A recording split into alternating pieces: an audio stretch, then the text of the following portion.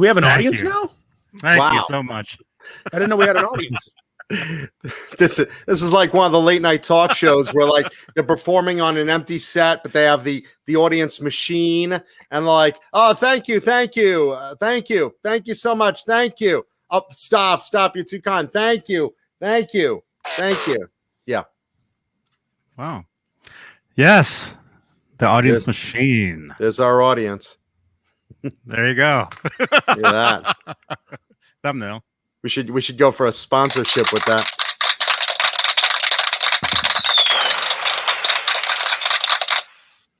Awesome. All right. Hey. Hello, everybody. This is Johnny Beane, John Mancuda, Neanderthal, talking guitars and 80s metal live. Whoa, welcome. It's February 23rd, 2021, 8:15 Eastern, 5:15 Pacific, Santa Cruz, California.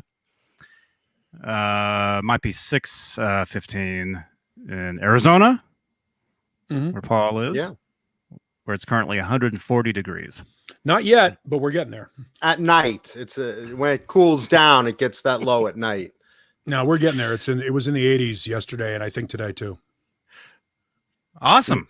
Yeah, NASA's next project is to send a rover into Arizona for conditions not livable by humans.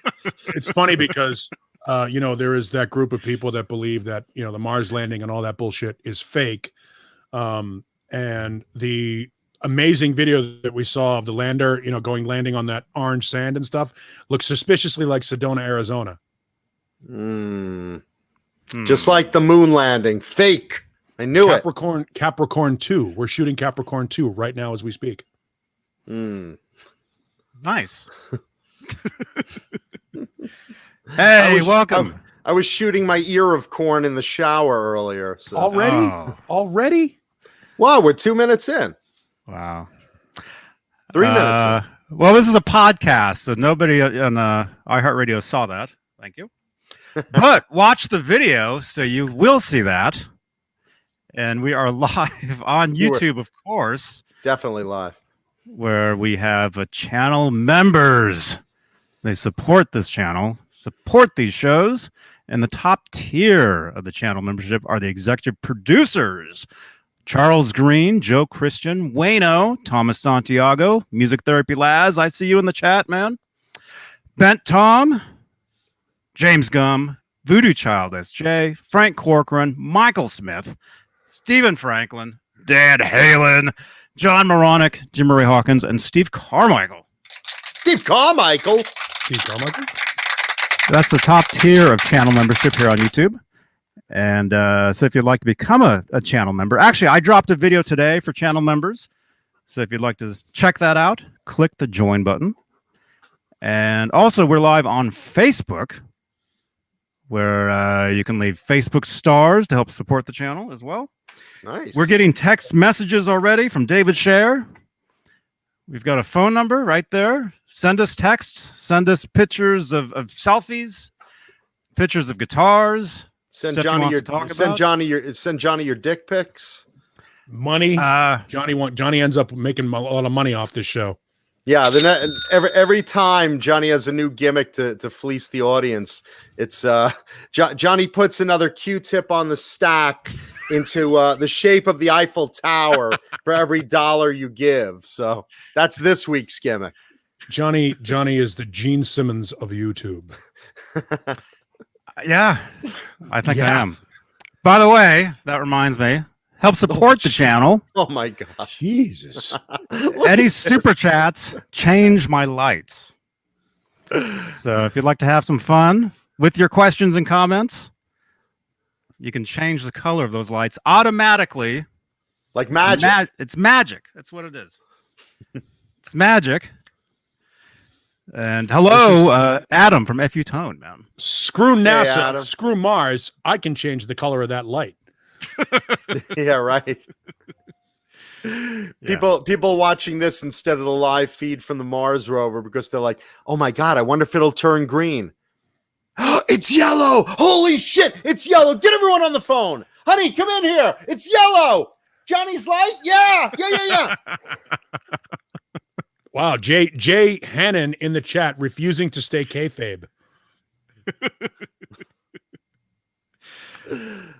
Yeah. Although So yeah, it's- welcome. Inside the Musical Mind. Hey, dude. You got the big shout outs on Saturday night. I got a shout out in your video today. You guys check out Inside the Musical Mind. He's awesome. Awesome. Let's do a little roll call. We haven't done roll call properly in a while. Let's say hi to the great Jay Hannon of the band Gizmachi in the chat right now. Also, tomorrow, did you know, Johnny, tomorrow is Metal Wednesday? I did. Tomorrow is Metal Wednesday with Jay Hannon of the great band Gizmachi. That's his new name, by the way. It's Jay Hannon of the great band Gizmachi. That's like his official full name. It's on his birth certificate. That's what we're going with. Exactly. Like Hang on, dog eating a pillow. Be right back. Nice. This is the joy of live radio. There you go. So Jay Hannon has business cards now. Jay Hannon of the great band Gizmachi. So that's his new thing. Jay Hoonan. I thought it was the great Jay Hannon of the great Jay Hannon of the band Gizmachi. That's it. I have to get one of those business cards so I could see it properly. Anyway, tomorrow is Metal Wednesday, so check that out with Jay and Bozique.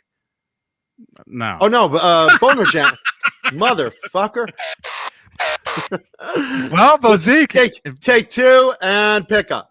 So check out tomorrow, Metal Wednesday, with Jay, the great Jay Hannon of the band Gizmachi, and Boner Jams from Metal Wednesday, where they talk about the heaviest metal you can handle. Yeah, and actually they have a guest tomorrow. Oh yeah, they have a producer, right? Producer engineer Mark Lewis. What? Who has worked with Devil Driver, Whitechapel, the Black Dollar Murderers, well as Black Dolly. Yeah, as well as mixed the new Gizmachi record, which we all know and love. We all do know and love that. So that's the first on the roll call. Let's also look at Nightbot in the house, Craven Soda, Linny Lou, Anne Mary, Renus is hung. That's a new one. Charles Green, Charlie S. Vista Light 1972, Sandra Picorni. Picorni, Picorni, me love you long time. Love my girl Sandra. Jason Mello, Majestic Peanut Butter and Jelly Cat, Mikey Newman, Larry Riker, Adam over at FU Tone. Hey, brother. Inside the Musical Mind, as mentioned, Mark Dillon, Thrash Metal and Fun Riffs. Let's see who else we got in there. Browns fan, Charles Green, Janice Lala. Hey, Janice. Jim Nicholas, Thomas Santiago, Steve Carmichael in the chat. Dan of New Jersey in the chat. Dan of New Jersey. Wayno. Charlie S. Let's see. Did I say Jim Nicholas already? If I didn't, Jim Nicholas. I know. Mickey Settlemeyer, Brian Spalding, John Doe. Wonder who that is. It's John Doe.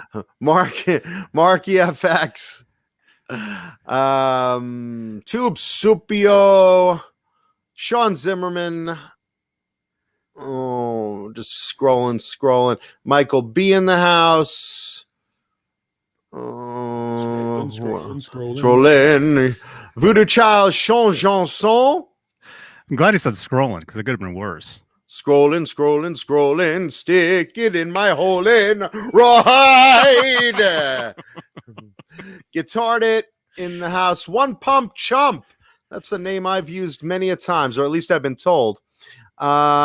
Chris Bevan in the house. Rumple Foreskin. Whoa! Look at that. Already we've made money. Well, Johnny has. Already $5. Thank you. Who just gave that? Ben Tom. Oh, it's Tom Jr.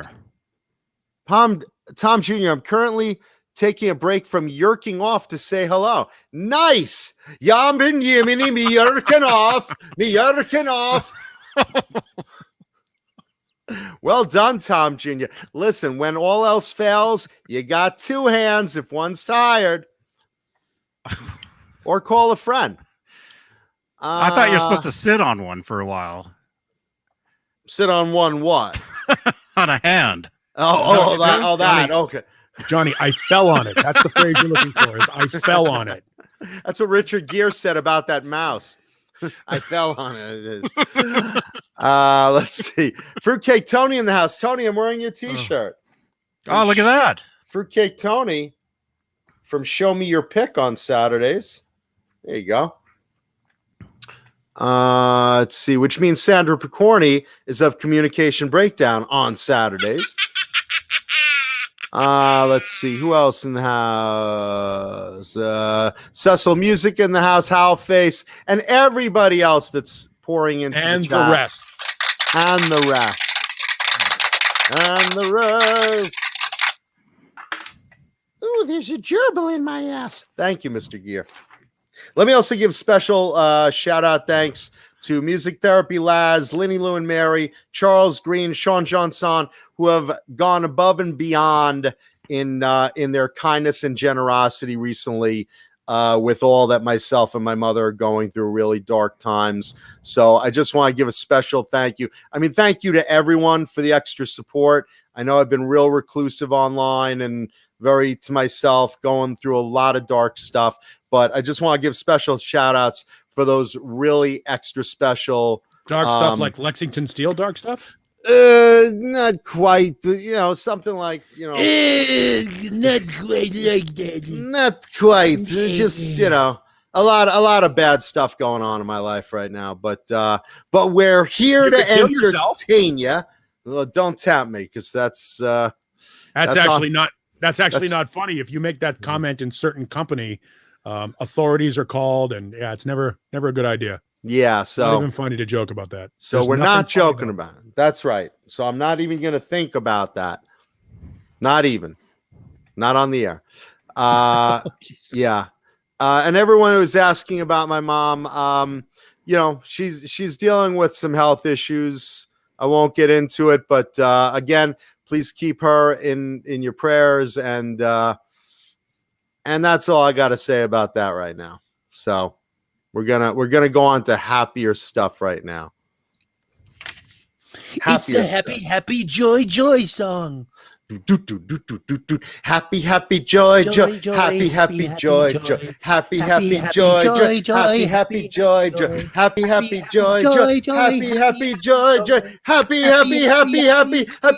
joy, joy.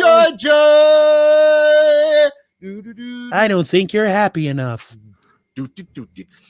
This is a song about a whale. I'll teach your grandmother to suck eggs. Oh, Ren and Stimpy, you came and went too fast, much like me on a one-night stand. Once again, it's all about you. Speaking of one-night stands, Bang energy drink always looks good left on a nightstand after a one-night stand. Bang energy drink, when you bang and leave, this is what you want to leave behind. That and a used condom, hopefully. Thank you, Bang. Wow. They liked my my Instagram story. Oh, did they? Last week, because somebody texted us a picture of Bang, and I put that up as an Instagram story, and Bang liked the well, that's good because they hate the rest of the show. We get subpoenas every week. Fun fact: the second or third, maybe even fourth tier, late 80s, early 90s metal band Spread Eagle was originally known as Bang. Boston band called Bang. Yeah. They won the MTV. They won the MTV Basement Tapes years ago with a song that was plagiaristically stolen from the Mighty Van Halen. The original was So This Is Love, and Bang's version was called Summertime, and it was a complete cop, almost note for note. Nice. Hey, if you're gonna steal from someone, steal from Van Halen. Sure. I mean, you might as well go after the best. I mean, don't go after some unknown band or, pick something else from Slade because everyone else does that, Pick something from Van Halen, steal it. Yeah. Might as well jump. Go all in. Go real deep. Speaking of going in deep, let me announce finally some good news For those of you that have Disney Plus, they are adding a lot more content, including, ladies and gentlemen, where is that drummer?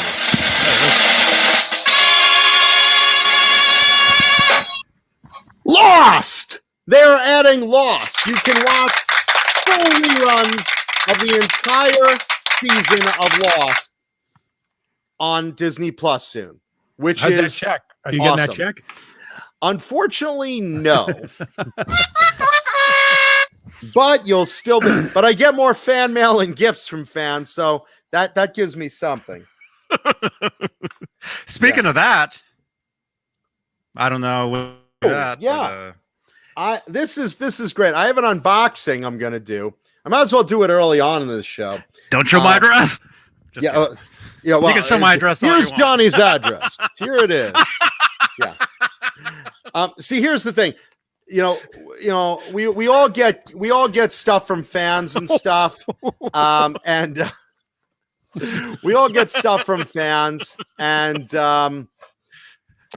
this one time, Johnny he calls me up. He says, "Will Lost be better this time?" One of the greatest shows in the history of television. I'm proud to be on that show. Please. I never saw it.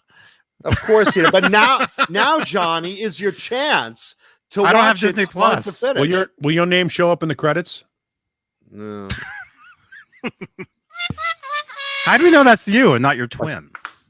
When the camera's filling my face on your TV screen, then you'll know it's me. Three You can't letters. miss it. Camera. Three People- letters. CGI. Yeah, I know, right? Would that be funny? JON. Wouldn't that be funny if, like, to be more diverse, they took out like some of the featured extras on the show and like superimposed like other people of other races in there instead, so it's more ethnically diverse? Wouldn't that be great? So in all my scenes, suddenly like, I'm Asian or something. It would be great. Season 6, Michael B. That's the only season that matters. No, it's a great show. Seriously. My season is 6. All the other episodes, phenomenal, but it's on again. And that's what I want to point out, because I've been on airplanes that were like showing episodes, and like I look over and there I am on screen and I'm like, oh, that's fun. That's kind of neat. Anyway, getting back to this unboxing. Wait, so they would show? I mean, like I said, I never saw the show, but I do know there's a plane crash. Extremely popular. Yeah, do they show the plane crash while you're riding on a plane? If you pick that episode, yeah. Wow. Yeah, I know. That's something great. Can we show an Instagram reel? Probably not. We'll get. I wouldn't.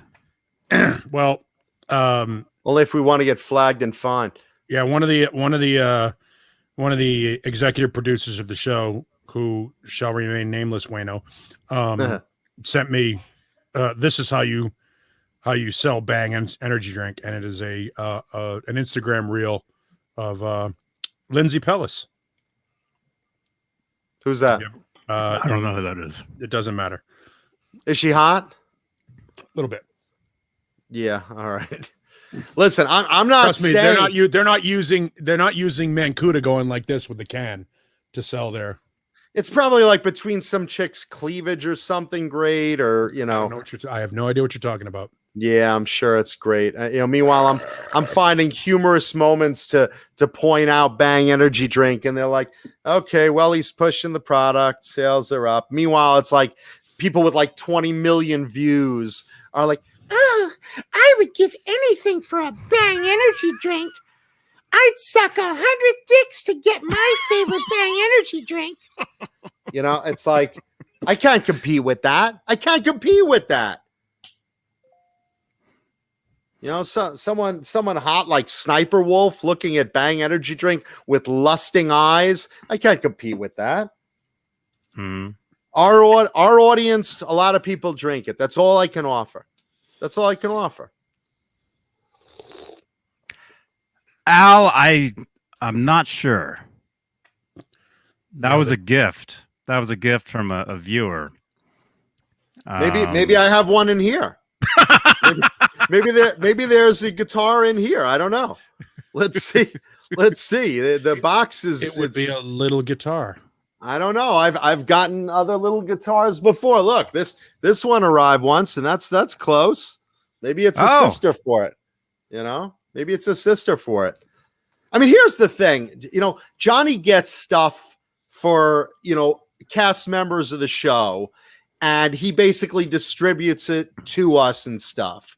And you know, he basically says, hey, I'm sending you something. Someone sent you, one of the fans sent you a gift and something. So I'm forwarding it to you. I had to open it to make sure it was okay to give to you. I had to make sure it wasn't illegal or a bomb or something. I'm like, what are you talking? You had to open it. And it's like, it was probably like a really big box, like a guitar case. Probably. And Johnny said, shit, what can I give him? This arrived for you. This arrived for you. Huh? And the thing weighs nothing. I mean, this box, this might very well be an empty box. And Johnny, and I don't even know who it's from, because that's Johnny what they sent. Johnny readdresses it and says Johnny Beane. So it's like, well, who's this even from? Who is this from? I actually don't even know who it's from. It didn't say. It didn't say. So that's why I had to look, because there was no name on it. It's funny. Johnny just knows. He's like, it's probably some stuff I could pilfer off Mancuda.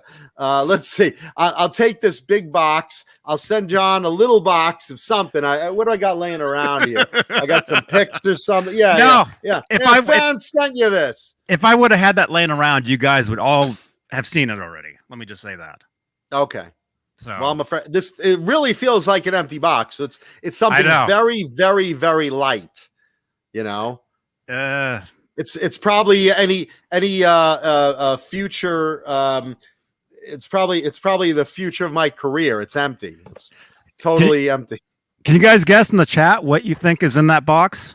We're getting chats already. Let's see. It's purple vibrator. It's a tremolo, it's Swiss picks, it's stickers, a flashlight. Flashlight. Let's see, used condoms, another flashlight. A lot of people are guessing flashlight. The mole Nedward brought in on Saturday. Another flashlight. More picks. A human foot. Wow, Hal face. That's dark. Wow. Okay. So condoms, the Lost Pilot episode, gynecology light. These are actually some good guesses. Look at that. David Scher. I think. Right? That's yours, David? Is that what's in this box?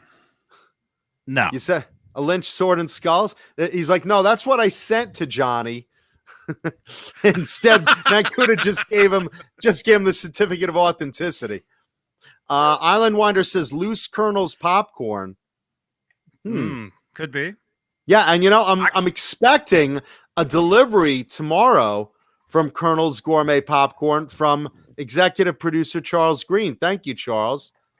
And thank you, Shay, over at Colonel's Popcorn. Is that what's in the box, Johnny? One piece of I cleaned up on the floor and I put Gourmet. It in the box.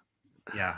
Ben Tom says use ladies' panties. Are these Mary's panties? Did Lenny Lou send me Mary's panties?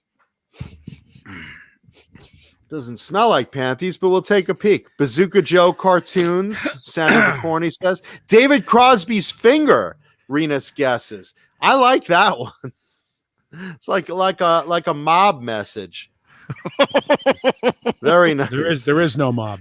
We took care of David Crosby for you, but now, Mancuda, we need a plug for our olive oil. That'd be really funny. Would it though? Kind of would be. Yes, Shay over at Colonel's Gourmet Popcorn had a very nice conversation with me. Very nice guy, very sweetheart of a guy. They're all very nice over there. Johnny, did you show the screen, the Colonel's screen? The plug. I'm plugging them. Where is it? Now would be a great time, Johnny, as I'm plugging them to show the There we go. Johnny's still worried about changing the light. He's forgetting about Colonel's Gourmet popcorn and more. They have chocolate candy. They have nuts. They have all sorts of nice treats over there. A lot more than they even show on the website. He was saying they have sugar-free chocolates and all sorts of good stuff. So check out Colonel's Gourmet popcorn. Make sure you put the word gourmet in there. There you go. Gourmet. Yeah, mention. By the way, mention. I actually nailed this down. By the way, when you go to Colonel's Gourmet Popcorn, mention Jay Hannon or Johnny Beane, and I found out what they give you. You get more product, so they upsize you, or they throw in some extra products to try out, some extra chocolate, or a bigger thing of popcorn than you order. So check out Colonel's Gourmet and mention Johnny Beane or Jay Hannon. Because the rest of us, we don't matter. There we go. That's the guy. Awesome. Okay, so let's see what's in this box. Johnny, were any of the people in the audience right about what's in here?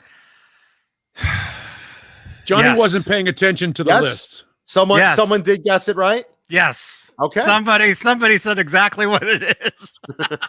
So I'm really feeling fun. that's the person who sent it. All right, let's see.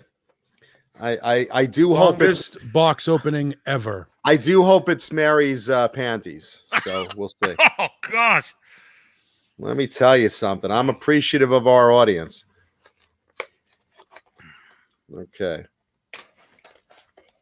Let's see. Now again, this is what Johnny decided to send me. I'm sure there was more. I'm sure Johnny pilfered like 20 parts of it. Let's see. Okay, here we go. Here we go. All right.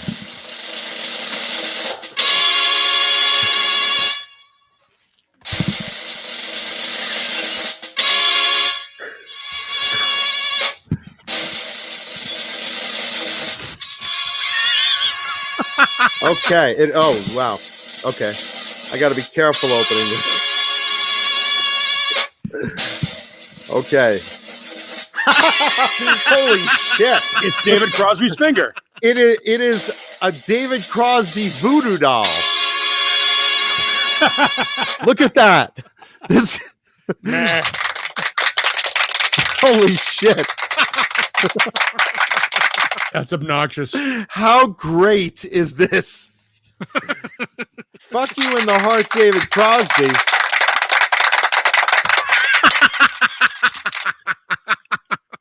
How awesome is that? It's a little David Crosby voodoo doll. And let's see, what does he come with here? Can I read this? What the fuck does that even say? Nice talk, potty mouth. It's in ridiculous. It's in ridiculous font. Extraordinary gifts for extraordinary people. So it comes with specific voodoo pins. Why is my light so fucked up? You see that? It's your life. Yeah, I know, right? It's voodoo pins. So See, they've got little skulls stick a on pin them. in it now. They've got little skulls in them. Let's test to see if voodoo is real right now. And wait, let's see. It comes with instructions. Oh God, who can read this font? Dark Moon Revenge Spell. A common way to cast spells for centuries was the use of doll magic. This is an old spell and is performed during the new moon. This is so great. When the banishing energy is strongest, making the spell much more powerful. Materials and supplies: black candle, doll with your target's face or name attached to the doll in some way, and it certainly is on there. That is very much David Crosby. There he is. You could repeat this spell. This is great. All right, so shall we give it a try? I guess. Who by the way sent me this? Let me find the name. I saw it. Okay, I have a feeling. Is it you? It's not me. I think that's who sent it because they got it exactly. Was it you, Jesus? Say the Rage? name. Say the name, Johnny. Say the name. Jesus. Rapesme. Wow. Jesus Rapesme. Is a very elegant name. Jesus Rapesme. That's you, right? He says yes. Yeah, because there was no name on the box when I got it, or if it was initials or something. So I didn't know who it was from. So Jesus rapes me. This is from you. Jesus Yeah. Rapesme. Okay, thank you so much. This is one of the funnest gifts I think I have ever gotten in my life. This is so fun, and it's practical. Because we're how many people think I should give it a try? Let's see what the choices Hell are. yeah. How many people think? Let's see. Just looking what the choices are.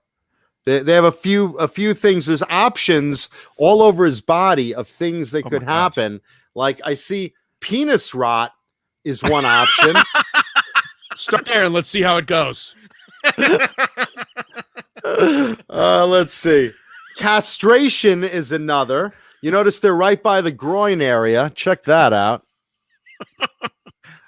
Oh my God. Let's see. Then it gets really far. Cancer. Did you make that? Did Or you make death. that, or Look at you this. actually Cancer or bought death? that? Cancer or death. Well, I think he had it made because it has meh on the Oh, Why does it okay. have Going to- down why does his it have to be chest. cancer or death? Well, no. He said meh. That's the whole reason people hate him. Oh, I know why. I because know he why said we that. hate him. He keeps pissing me off, so I really hate him. Comes with a little thing I can hang him too from various. I can hang him off my dong. Maybe I'll do that today. I'll hang him off my schlong. Comes with a little thing. Let's see. So let's see. You give him cancer, death. Let's see what we got. Let's see if you can read that. Bunker up. What is that? Banker uptoes? I don't know what that is. Let's see. What else you got? Leg amputation, flatulence, ulcer, die, slip and fall. How many Well, different that- ways are you supposed to kill him? It's just This- die, this- you get cancer Well, or die, there's just ways to speak injure English or him. die. There's just ways to injure him, and there's ways to kill him. So for all you Van Halen fans like us that are very pissed about every stupid thing that David Crosby has said and done, I think it's time to have a little fun with this. Let's see. What else do we have? No. There's a lot. I'm gonna go for penis rot. I think we all need to It's my to favorite see- band. I love that band. yeah, I'm gonna grab one of these Voodoo stick pins. How cool is that? Specific Voodoo stick pins. Everyone in the chat chant, stick him, stick him, stick him. I want to see the audience chatting in there as we give David Crosby. Oh my God. Yeah, he continues to be a douche. No matter what, David Crosby continues to be just an incredible douchebag. So let's see. Let's go with some penis rot. Let's get him right here. Hold on. Let's get him right in the meh. All right, you guys and girls all ready? David Crosby getting his.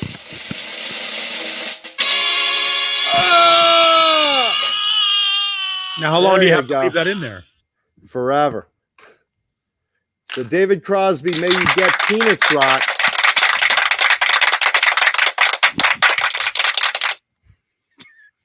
There you go. Meh, penis rot. Meh. What does it say on his Meh. forehead? Revenge.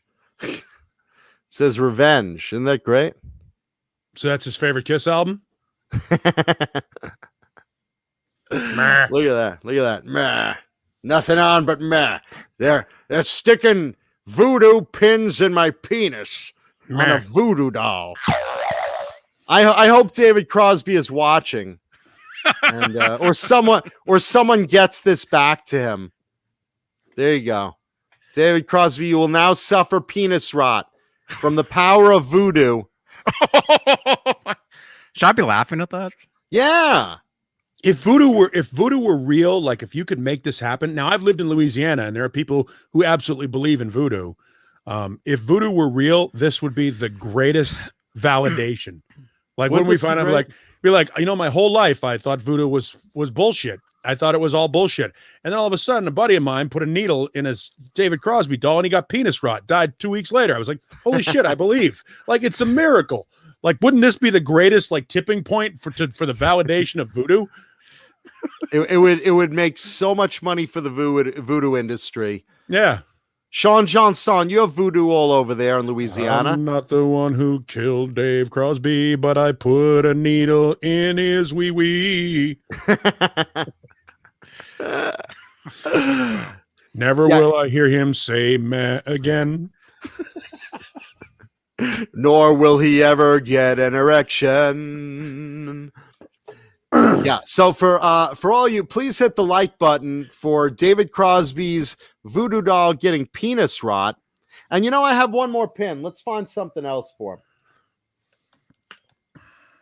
Because one just isn't enough sometimes. Let's see what else.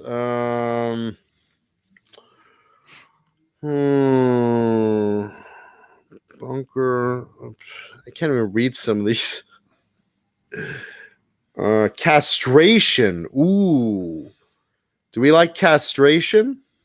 No. Or leprosy. How about leprosy? Leprosy is a good one. I think I like leprosy. Or should I just stick it in his eye? Nah, let's see. Let's keep his face intact. I don't want him to not watch his penis rot and fall off. Hey, Sheila. Hey, Sheila, you came just in time. By the way, I would like to just stop right now, stop the entire show and say, hi, Ellie. Hi, Ellie. Daddy, what's penis rot? Yeah, I think. What do you think? Castration or leprosy? Those are my other two choices I'm thinking about. What does the audience say? David Crosby voodoo doll, for what he said about Eddie and what he continues to do and all the stupid things. Yeah. What do you think? And what was her name? Saturday Night Live. He was complaining about her smashing the guitar. Oh, fucking! He's got something to say about everybody. That dildo. What? I'll let the audience choose. Hopefully, he'll be talking about us next. I'll let the audience choose. Well, David, how did you get that scorching case of penis rot? Fucking assholes on YouTube.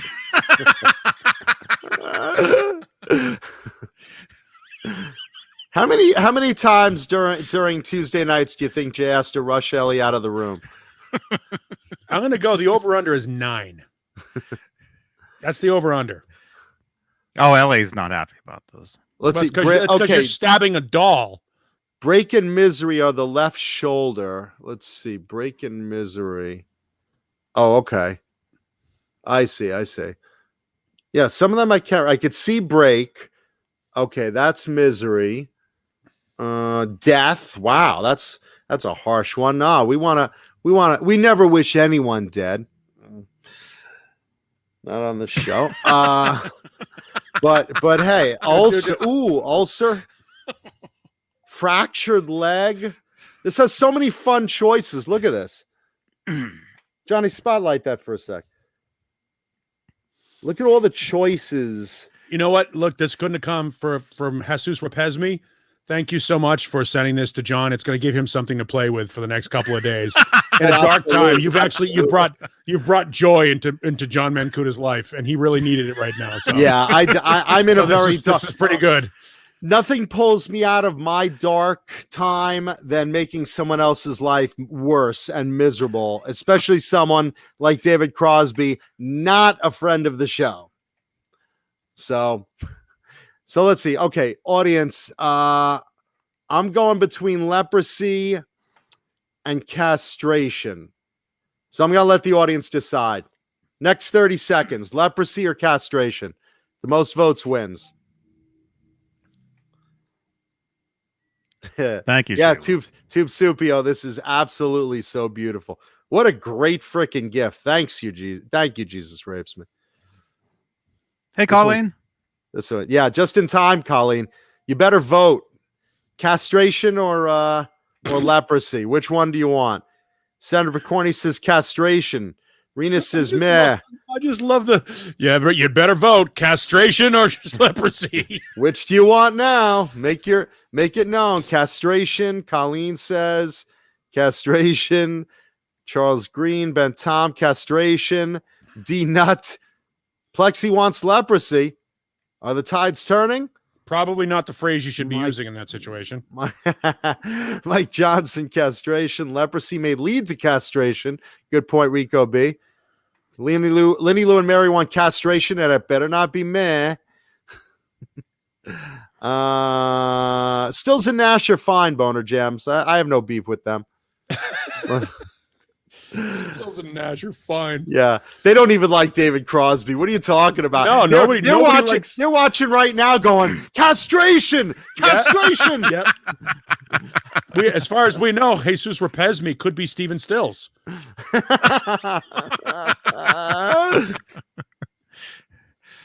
It's hard because castration will take everything off right away.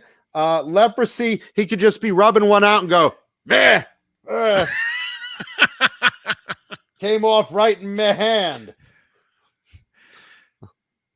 Let's see. I think castration wins. Okay. Tube Supio says rub the head of the pin before you stick him. Oh, voodoo pin. Let David Crosby get castrated. Oh, voodoo pin. Oh, voodoo pin. I mean, you took the other one out. No, it's right there. Oh, right. Voodoo pin, oh, voodoo pin. I take so much pleasure as I stick it in. All right. So we have, let's see, where is it? Voodoo. I put you in, Crosby. And what's really great is castration is also right in his junk. So right here. Yeah, that makes sense. Yeah, right here I get to stick it right in his junk again. Renus is hung for the win.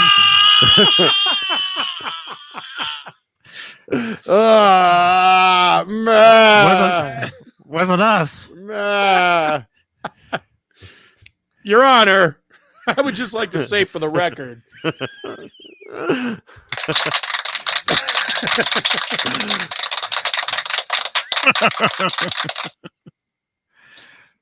Nice. Oh, there boy. we go. So David Crosby, shout out to you, my non-friend.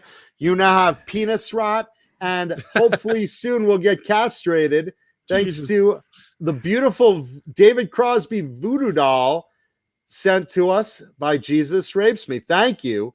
It's a lot,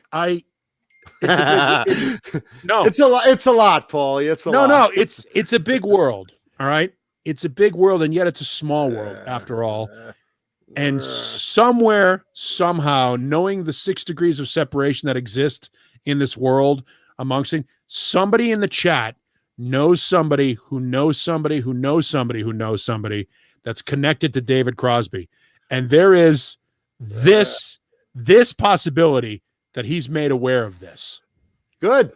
Because someone is going to screenshot this and put it on his Instagram. I mean, I wouldn't advocate something like that. Yeah, Johnny, I'm just spotlight saying me for a somebody second. would. Somebody might. Thumbnail. If somebody knew somebody who knows somebody, and if this were to somehow end up on David Crosby's Instagram, think of the publicity for the show if he responded. I would love to see it. That'd be awesome. He could call us. He could call that Get number. the phone right up. there. How great would that be? Hey, it's David Crosby. Treat your elders well. I hate your Don't stick any show. pins into their scrotum. I hate your show. I hate you. I hate your stupid hat. Fuck Lost, especially season 6.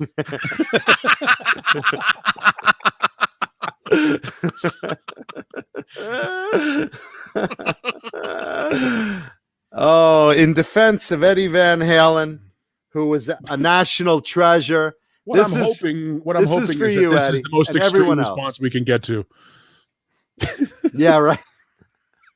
And for everyone else that David Crosby has wronged, badmouthed, or just been stupid dickish about, there you are. Yes, David that'd be Crosby great. Voodoo doll. Craven Soda, if David Crosby did sound like Peter Griffin, your show sucks. You know what grinds my gears? Eddie Van Halen. Oh my God, if that shows up on David Crosby, somebody, Cobra Kai platoon, you have your assignment. Yeah. Yeah, this has to make its way into David That would Crosby's be funny, yeah. knowledge. Wayno brought up a good point. If David Crosby ever gets this information, he has to change Johnny Beane's lights to a different color. Meh, green light. Meh. I'll leave a comment in the chat. First, I won't hit the like button. I'll hit the other one. Change the damn lights. Meh. Stupid show. Meh, Cuda. Meh, Neanderthal. Neander meh. Neander meh. Meh, Paul. What a great fucking toy this is. That's going to be great. I love the pins. Please let this show up on his Instagram, please. Meander. Yeah. Meander Paul. Meander Paul. Please let this... Dear Jesus God in heaven. Here's the picture of Ned. You see the picture of Ned? Holy shit, would that be funny? Picture of Ned. Yeah, that's great. Shoving big microphone up my ass.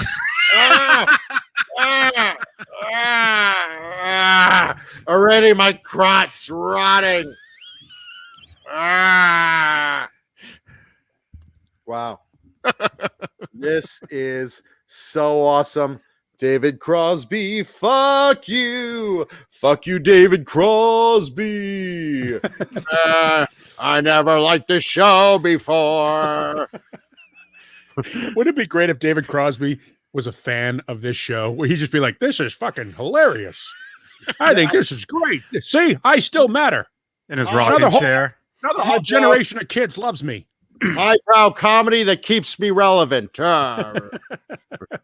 And David Crosby, if you're out there, you're welcome to come on. You can get Facebook stars. Come on the show. Come on the show anytime, and we'll talk to you. You bet we will. We have plenty. Thank you, Mikey Newman. We have plenty to say to David Crosby. Jarhead Rock, thank you. Channel member. Jarhead Rock is my favorite channel on satellite radio. Hey, Jarhead Rock. I saw him over at the Water Buffalo Lodge. Bonnie? I don't like David Crosby either. David Crosstone. David Croxby. I could see this in court now. Mr. Mancuda, show me on the doll where Mr. Crosby touched you. Right here. On the rotted pee-pee. Yeah. It's the most action Crosby's got in years. You know, I was a surrogate father, you know. Melissa Etheridge had my penis in her. Melissa Etheridge. Melissa Urethra. Heavy metal. Oh, man. You know, if you keep this up for another 57 minutes, I can tap out of this thing without any accountability. What's really you should have left 51 minutes ago. Yeah, you're right. So, Mr. Neanderthal, an accomplice in the rotting and castration of Mr. Crosby's genitalia? No, Your Honor. No, Your Honor. That was Mr. Macuda.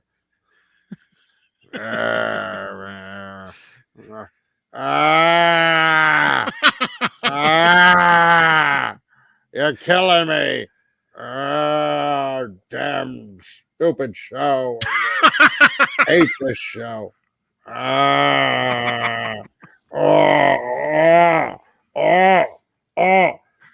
Let's hit him against the camera. Let's see how he does. Why do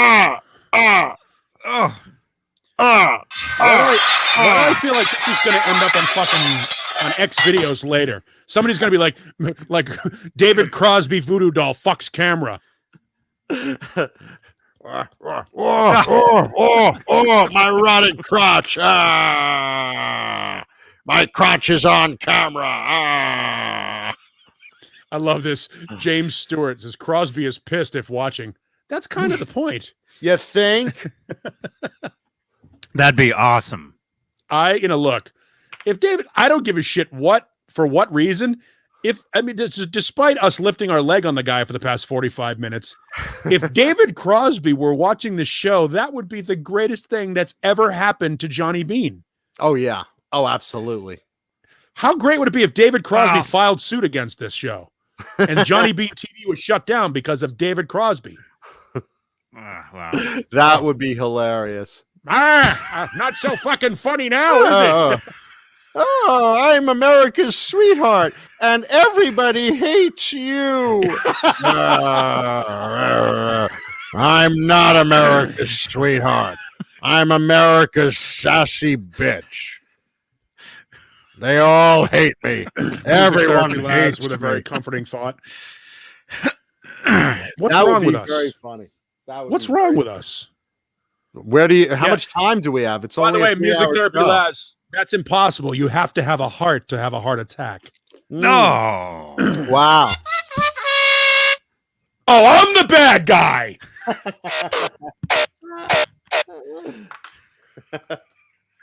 Mesh. Show and tell guitar. Man. Stupid. Everyone you've shown is stupid.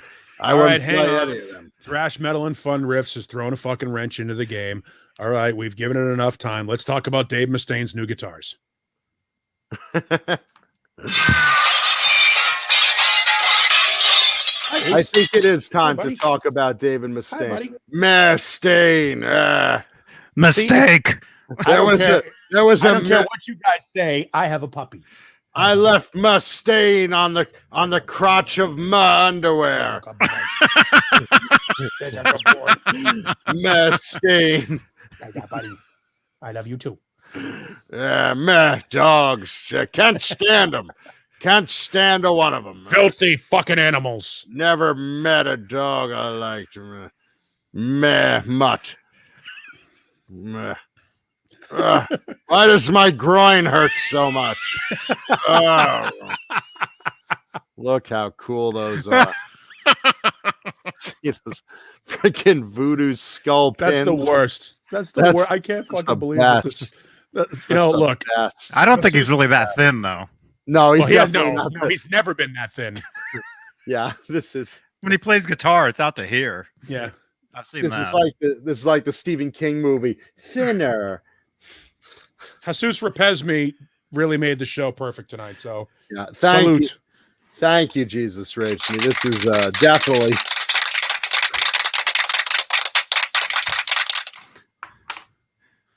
What do you want to say? I got nothing. I don't like him either. Oh boy, I don't like him either. This doesn't end well.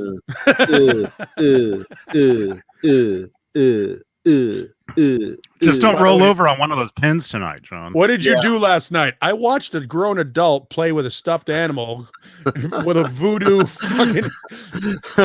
voodoo doll of David Crosby. While another guy apparently has disco lights in his closet and a fat kid plays with puppies.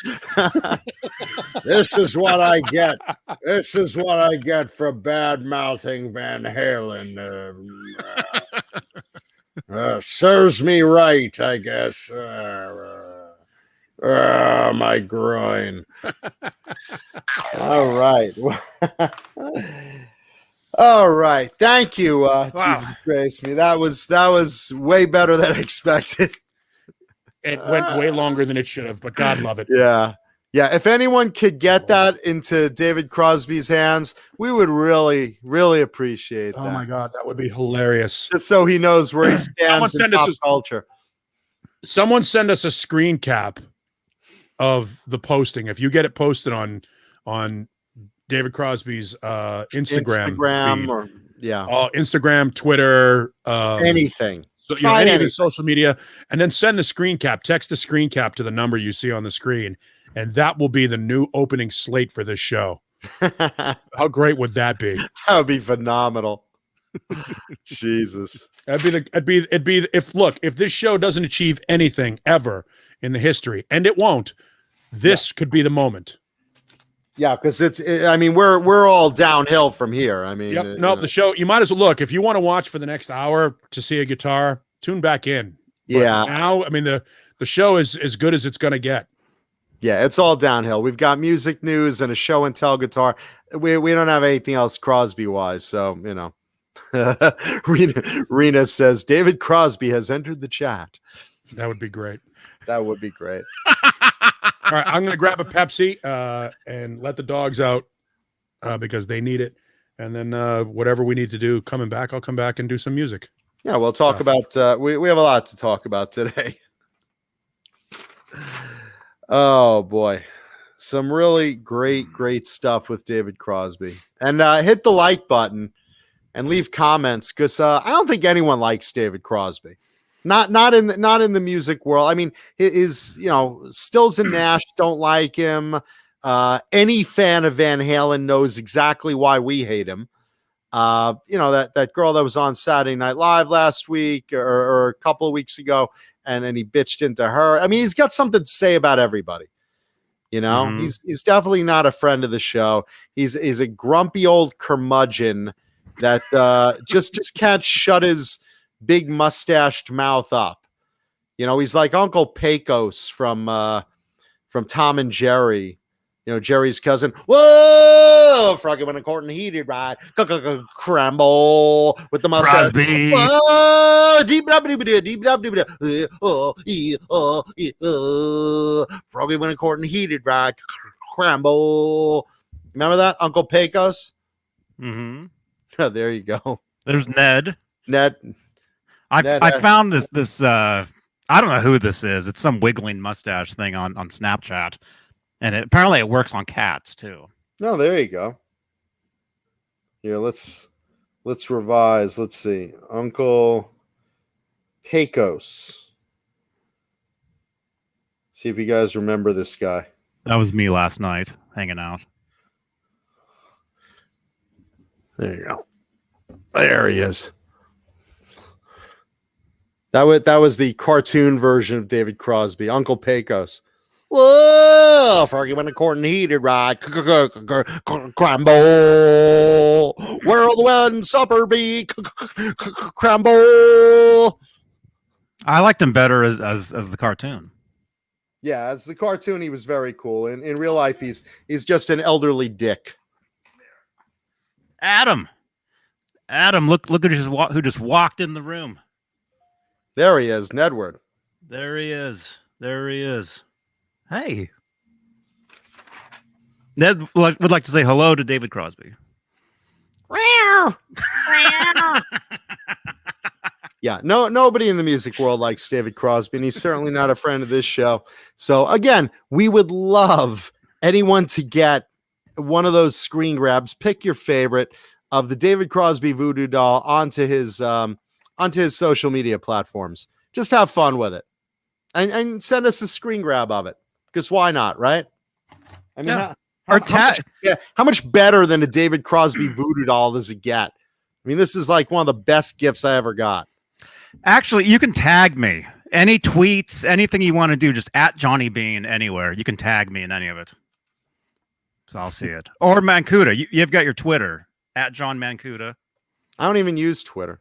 Oh. I use Twatter, which is for strippers. All the strippers use Twatter, social media. But yeah, tag me in anything you guys want to do out there, because we can't control it. Yeah. It's all fine. Yeah, you can tag me on Facebook under Jonathan Mancuda. All good. Anyway, let's see. What shall we talk about first? Something where I don't have to show anything yet because I got to run outside real quick. Okay, go ahead. Let's talk about the new King Diamond that's in the works. So Andy LaRock, guitarist for King Diamond, was recently quoted that he is working on with King the new album coming out in 2022 called The Institute.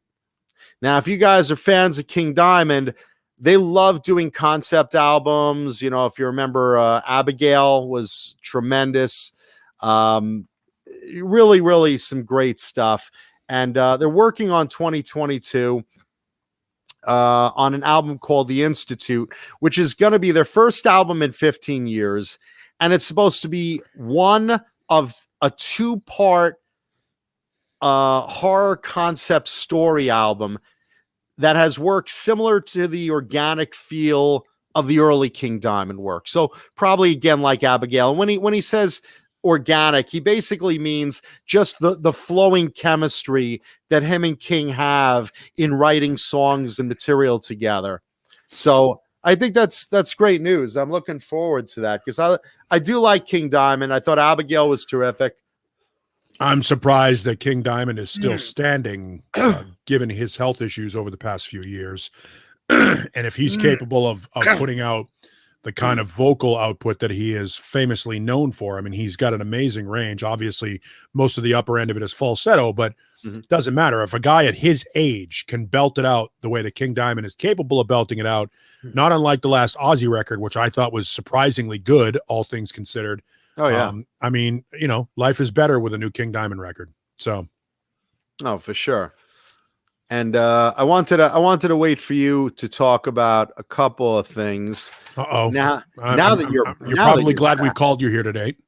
Austin, by the way, quickly, Austin LaFon, thoughts on the band Alias? None. None. It's one of those albums I bought along with Thunder and with I think was it Tall Stories. I just think that Alias came out right around the same time as a bunch of other bands like Hardline and it's like early 90s, right? Like 92. Yeah, and just meh.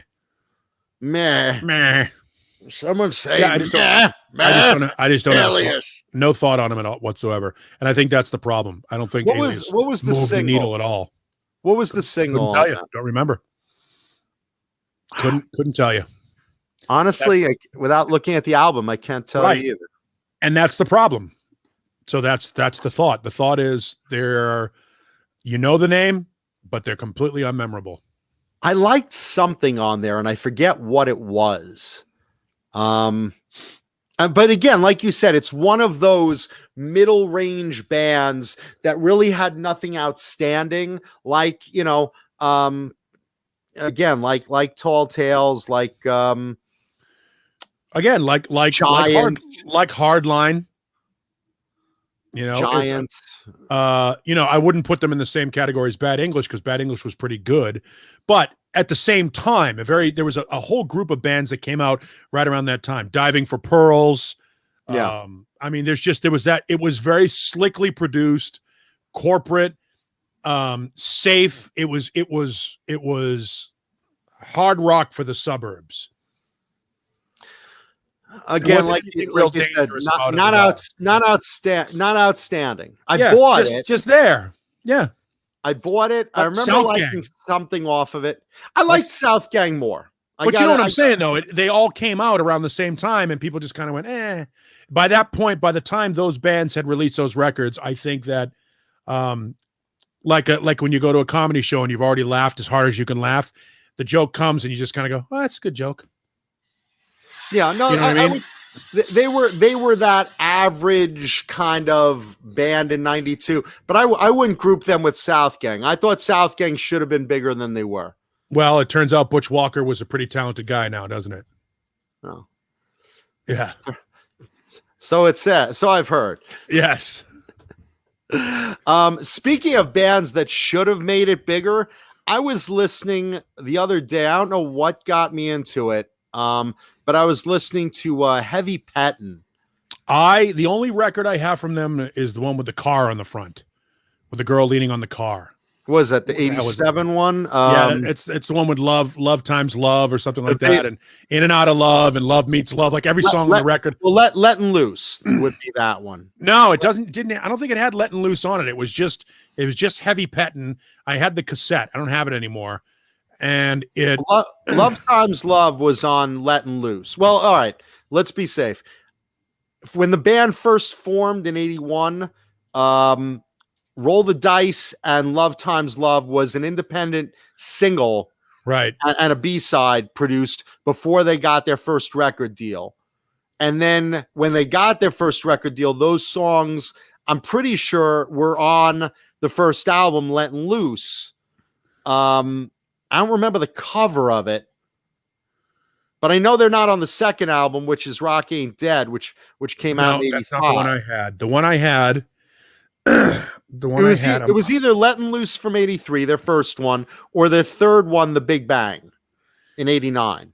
The cover of the American one, and that's what I'm looking at right now. I'm looking at a bunch of their records now on Discogs.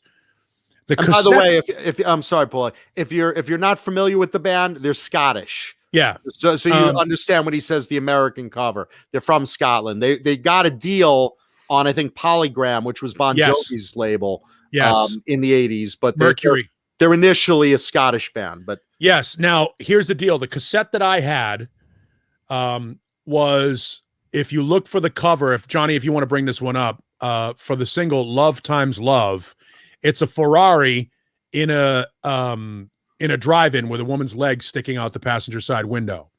That was the cover of the cassette that I had, which I think was an American compilation of almost like what they did with the Angels and several other European bands, where they took AC/DC as well, where High Voltage, the original AC/DC High Voltage record, was a combination of TNT and High Voltage in Australia. They cherry-picked songs. And I think that this record, the one that I had on cassette, was basically a compilation of their first couple of records and EPs. There was a box set, I remember. What was it called? What was the name of it? The single is called Love Times Love. The band is Heavy, Pettin, Heavy Pettin. And they were Scottish. Scottish. I need some Scotch. Give me a bottle of Scotch. Oh, here it is. And hey, John Biel. Hey, John Biel, welcome. But that was the cover of the cassette that I had, and it was just called Heavy Pettin'. And I don't think that there was an actual album title. I just think it was just Heavy Pettin'. And I could be wrong. It sounds like the first one. See right there. That was except the Love Times Love wasn't on the bottom. That was just the cover of the album. I'm trying to remember what the first album's cover was. It was black and red. The first album was called Letting Loose, if that helps. Let's see. No, the first one is it's like a black and red cover. If you scroll out, it's probably there somewhere. That's with the dice, that's the single. That's the independent album that has Love Times Love and Roll. This record had both Love Times Love and In and Out of Love on the same record. In and Out of Love, the Bon Jovi song? No, there's a Heavy Pettin' song called In and Out of Love. Okay. That's what drew me to it. Is I picked up the cassette and went, this is on Mercury, In and Out of Love. Is this the same song? So I bought the cassette. Okay, because I was better. Thinking, I thought it might have Heavy been Pettin' was pretty good. I thought it might have been like a radio sample that you got or something. No. I wasn't doing radio back then. Okay. This is. I mean, we're talking about high school. Okay. I'm not that old. And was it like multiple songs, or was it just the two? Oh, no. It was an album. But I think it was, like I said, like a lot of U.S. releases. For example, as I said before, High Voltage from AC/DC is different outside the United States than the version we have in the United States. AC/DC's High Voltage is a combination of High Voltage, the Australian release, and TNT. And then the songs that they didn't use off of High Voltage and TNT that they cherry picked for the American High Voltage were eventually released on 74 Jailbreak later on down the line. So, and the Angels Face-to-Face record was a combination of a couple of records that they had released in Australia prior to. So there's Letting Loose is the first one. There you go. That's the first one. Yeah. And then after that, you got Rocket. By the way, the first album, do you know who one of the producers was? Mac. And Jean-Pierre. wait, no. I know this answer. I'm asking Paulie. I think it's Mac is one, and Brian May. I think and Brian May, absolutely, of Yeah. Queen. Dr. How Brian crazy May. is that? So why do I know that? Because you're a wealth of useless knowledge like me.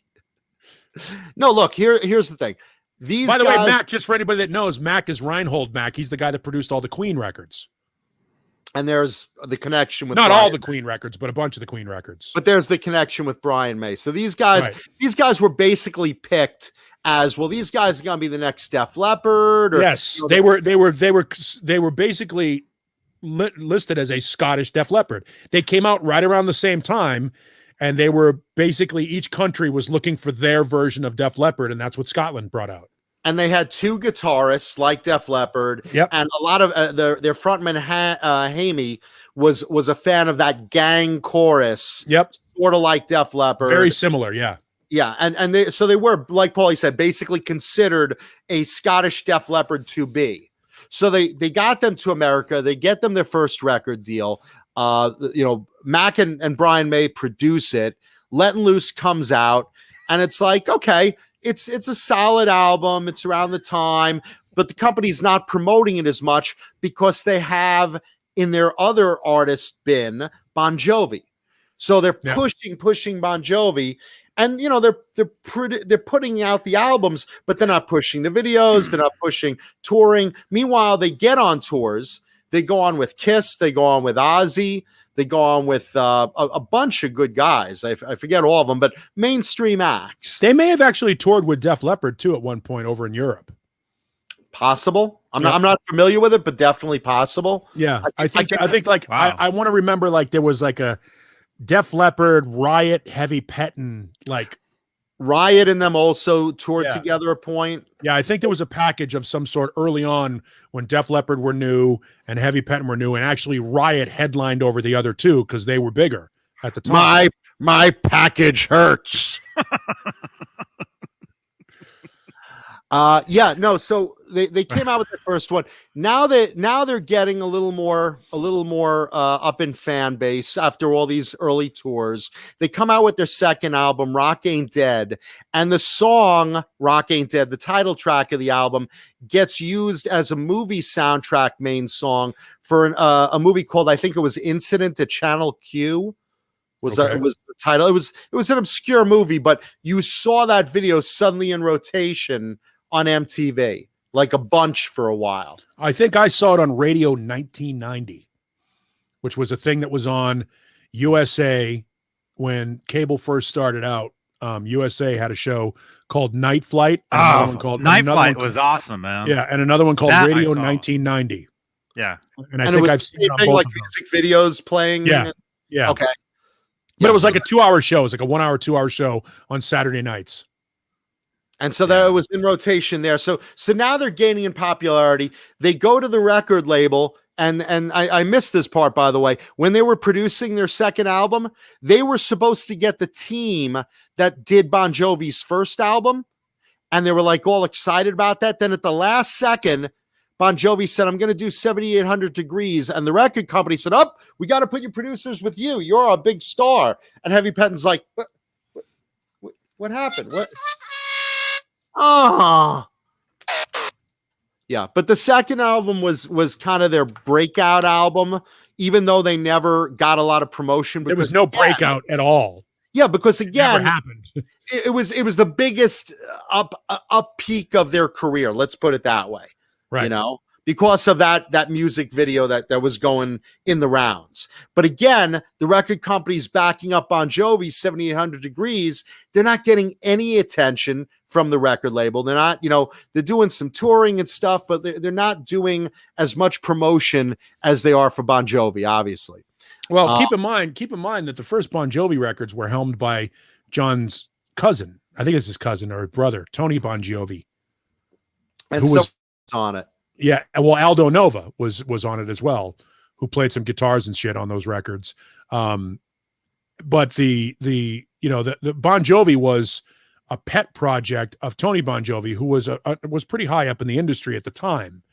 I think he also was a publisher or an editor, and somebody will correct me on this, from something called Cashbox Magazine, which was like a radio and records trade magazine that that charted album sales and airplay and stuff like that back in the 70s and 80s. And I think Tony Bon Jovi was big in that, and it's Bongiovi. Bon Jovi. Bon Jovi, which is the family name, by the way. Right. Third album comes out. They put out The Big Bang in 1989, and that was pretty much like the last hurrah of the era for Heavy Pettin. And again, that's promotion, That's the thing about that band, though. There was no hurrah for Heavy Pettin. They were very similar, and I use the analogy to Riot. I was going to say Riot. Because Riot was an American band that never really broke big in America, but did very well in Europe. As a lot of bands did. Yeah, Heavy Pettin was a European band that never really broke in the United States. But they were brought here specifically because of the popularity of Def Leppard. Sure. Well, again, it's a philosophy that I used to refer to in the 90s as Creed of the Week. And we saw this, you've seen it since day one, since the Beatles. When there was one record company had the Beatles, then this record company had to have Herman's Hermits, and this other record company had to have this band, and this other record, and somebody had Elvis, so somebody else had Fabian, somebody else had Gene Pitney or whatever. You had all of this. Who had the alternative of David Crosby? I would say that Quaker Oats, and he was lovable. I would say there's an argument. Grimly, I wish I was him. There's an argument to be made that the Bob Dylans of the world and the Mamas and the Papas of the world and some of those bands are, they're all lumped into the same. The Eagles. The Eagles was Peter, Paul, and Crosby. Yeah, Peter, Paul, and Crosby. Kukla, Fran, and Ollie. I don't know. But it's one of those things where you have. In every generation had it. How many Led Zeppelins did you have to have? How many Rolling Stones did you have to have? And in the case of Heavy Pettin, they were Scotland's Def Leppard. And again, they look just like Def Leppard in these pictures. Yes, they do. There's only just like Black and Blue. Black and Blue looked just like Def Leppard for a while, and there's a bunch of other bands that tried to jump aboard the Def Leppard train. Yeah, I mean, that's exactly what you're looking at. I mean, they're almost the same band. You could say a lot of bands in the 80s looked alike, sure. But, again, they had the two guitars set up, the chorus of, the vocalist, a lot like Def Leppard did. And then a lot like Iron Maiden did, a lot like, there were a lot of bands that did. They were just poppier.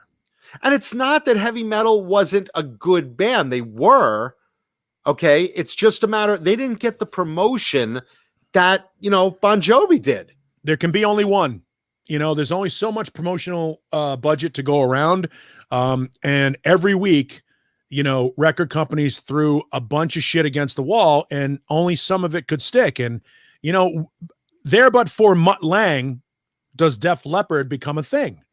You know what I mean? I mean, if Heavy Pettin has Mutt Lange as their producer, maybe Heavy Pettin is the band. You've got to have Aerosmith had Jack Douglas, Kiss had who produced Bob Ezrin, you know what I mean? Zeppelin had Jimmy Page.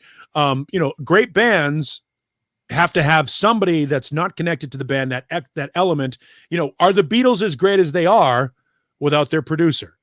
Maybe, but we don't know if they're as great.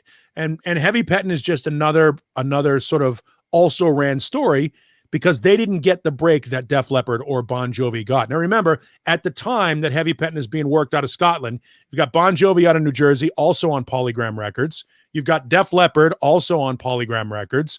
You've got Kiss, also on Polygram Records.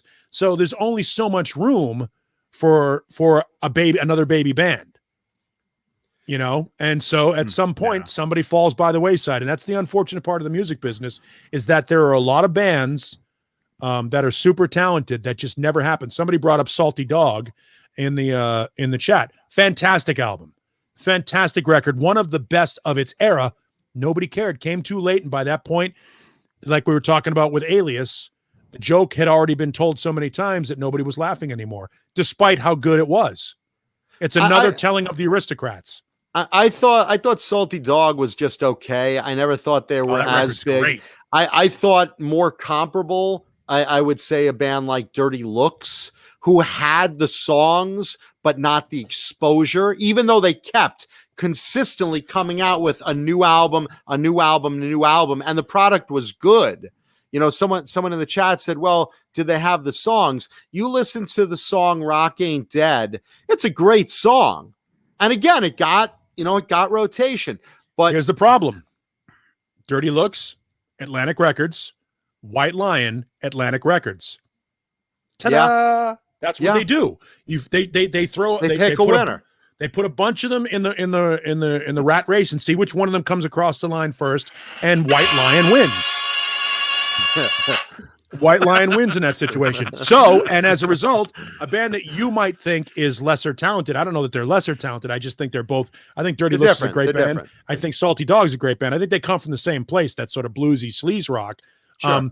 But because Salty Dog is on Geffen, and Geffen is bleeding money at this point between Aerosmith, Whitesnake, Guns N' Roses, and 16 other of the top 20 bands that are on MTV at the time. They're bleeding money. So they're like, well, shit, we need a loss leader. Salty Dog. They throw all their money at Salty Dog and go, let's push this band. If it pops, great, more power to us. And if it doesn't, hey, we need to write something off anyway. And Mr. Hellstorm brings up a good point. If one is good, three is better. That's usually kind of the way it is. Creed is just another Pearl Jam knockoff that hit. Nickelback, believe it or not, was a Puddle of Mud knockoff that hit. Wait, is Jeannie listening? Jeannie says, are you listening? Why?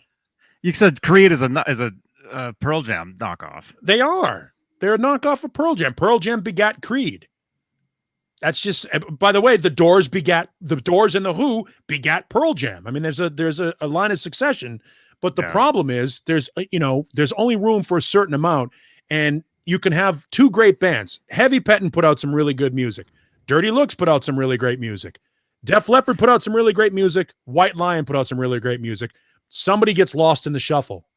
White Lion makes it for Atlantic Records. Def Leppard makes it for Mercury Records, who already have Kiss and Bon Jovi on their roster.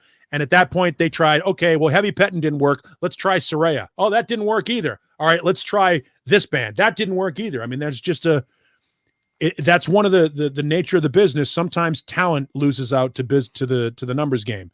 And I think Heavy Petting might have been one of those bands. And I agree with some of these comments, though, about the name. I was about to say, Taylor 315 brought up the name, and that was a point that the record company was pushing. They wanted them to change the name, and we're like, we're Heavy Petting. And they're like, yeah, but in America, it's not as accepted as they're like, well, it's fine in Europe. And they're like, yeah, but America, they're a little more uptight. You know, the What's whole petting? PMRC. What does that mean? Heavy Petting? You know what Heavy Petting is. That's what did it. That's what did it. Doing a little, rubbing the hands in the wrong places. I think that you probably saw that a lot. I mean, look what happened to Snatch. and Cunt. Cunts never got very far. They never got airplay. Say what you want. There is a band called Anal Cunt, and they're awful. Well, as you would expect with a name like that. Thank goodness. Yes, we are the Bloody Anus. Thank you. They're awful. No, they're not good. They're almost Gigi Allen bad. Almost. Gigi Allen ate his own shit on stage. I don't think you can make it any worse than that.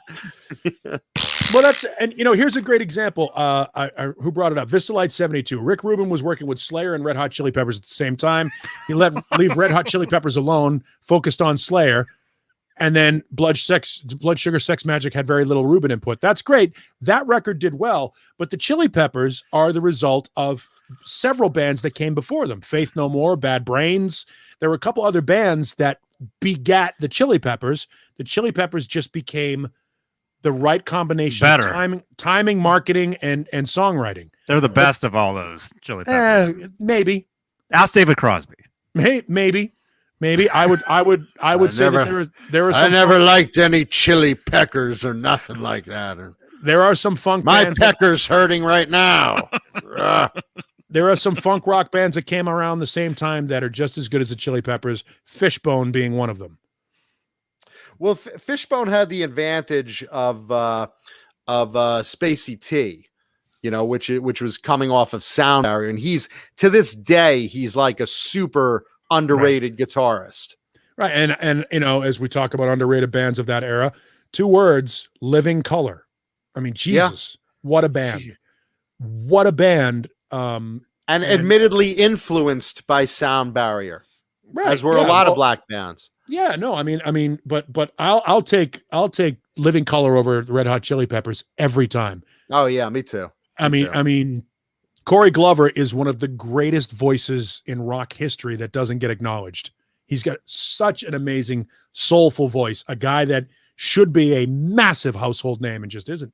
And he still can sing like that to this day. Yes, I've seen him live recently. Oh, and they couldn't be nicer guys.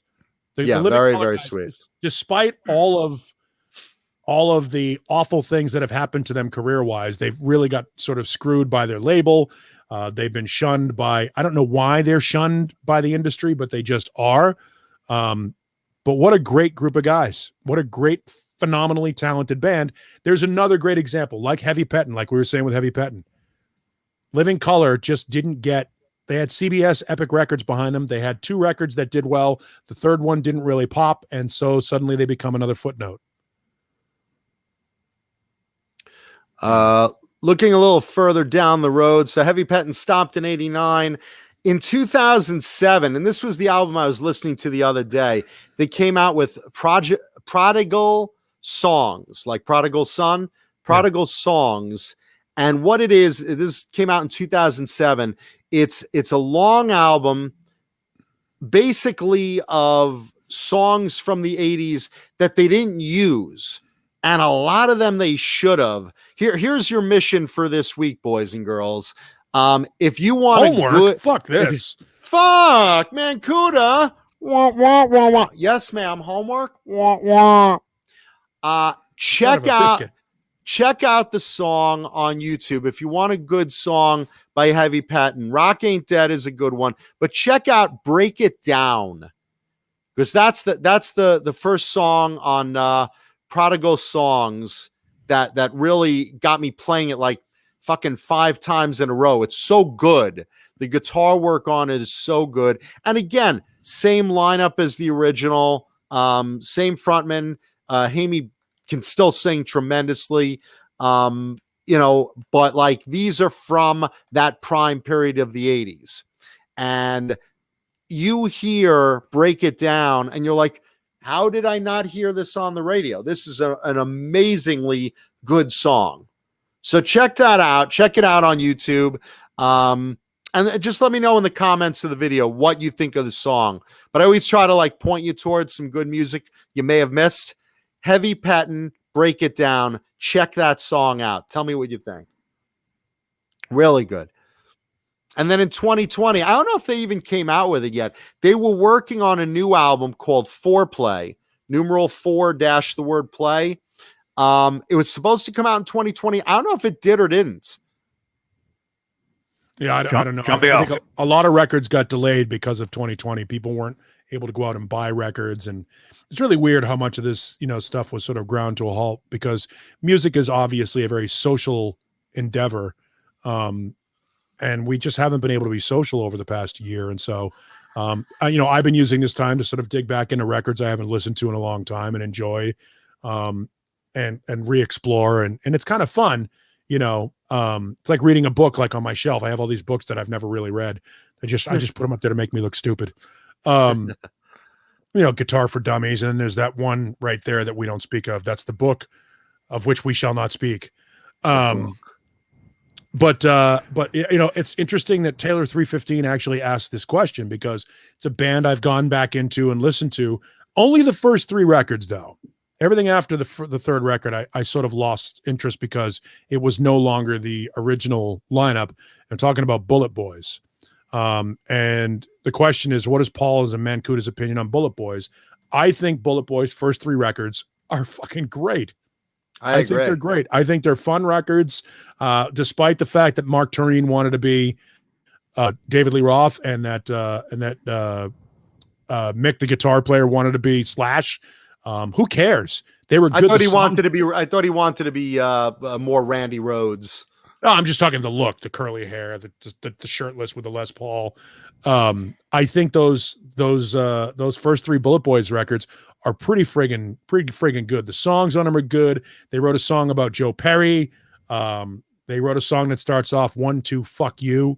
And of course the hits, a couple of covers. They do a Tom Waits cover on the second record. They do the Smooth Up in Ya. They do an OJ's cover on the first record. Smooth Up in Ya was a fantastic first single.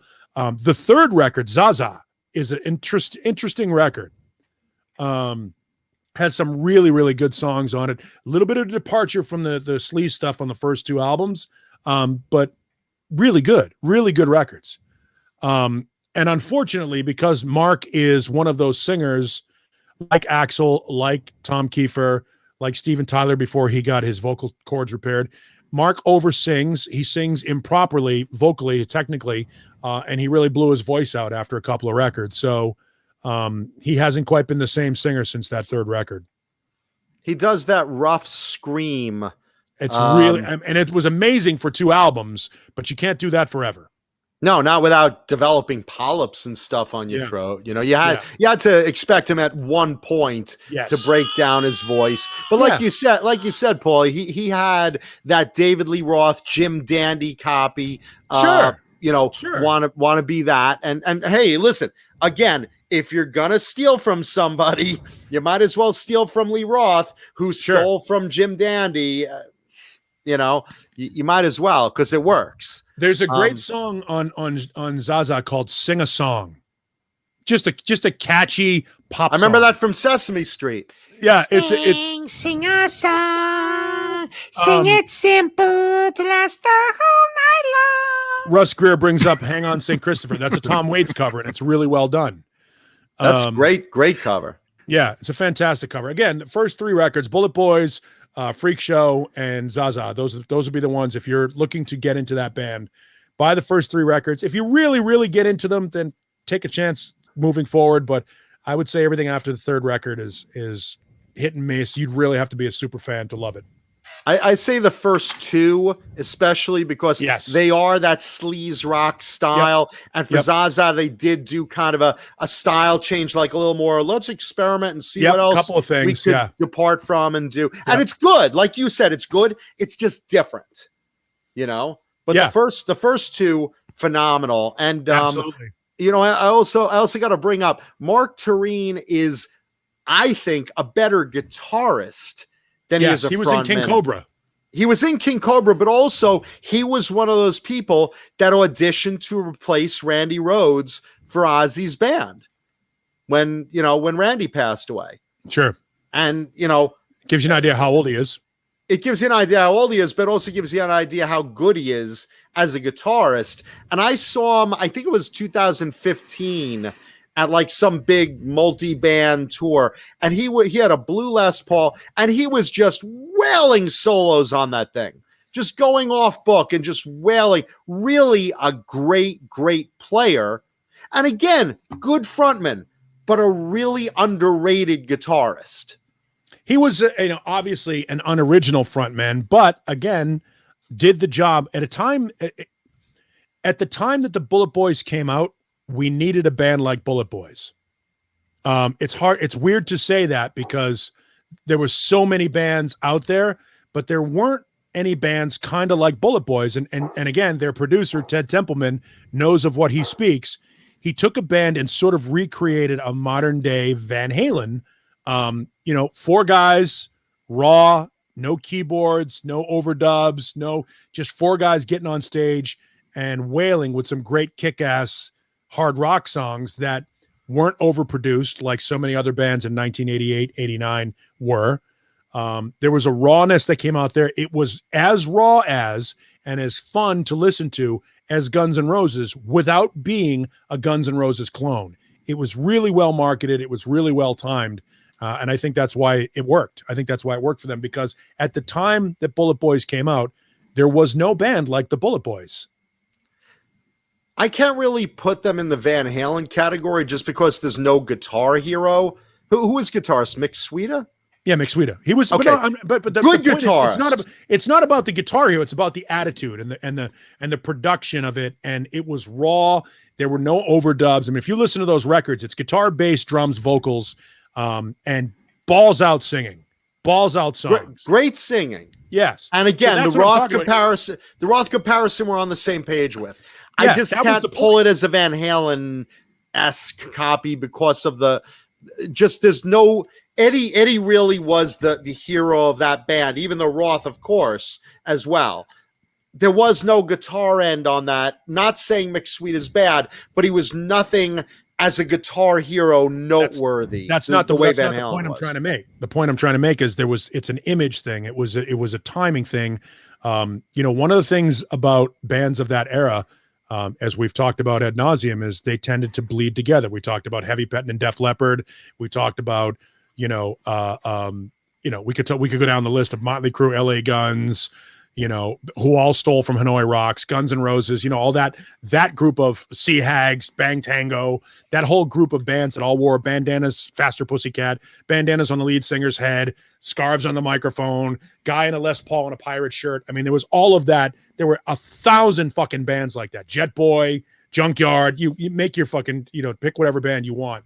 Bullet Boys weren't. Bullet Boys were blonde lead singer, no shirt, guitar player, Les Paul, doing his thing. A little bit of Slash, a little bit of David Lee Roth, a little bit of attitude, but nobody was like Bullet Boys from an image standpoint. Visually, when you saw all these videos, they all bled together. And then Bullet Boys came on and you went, hold on a second.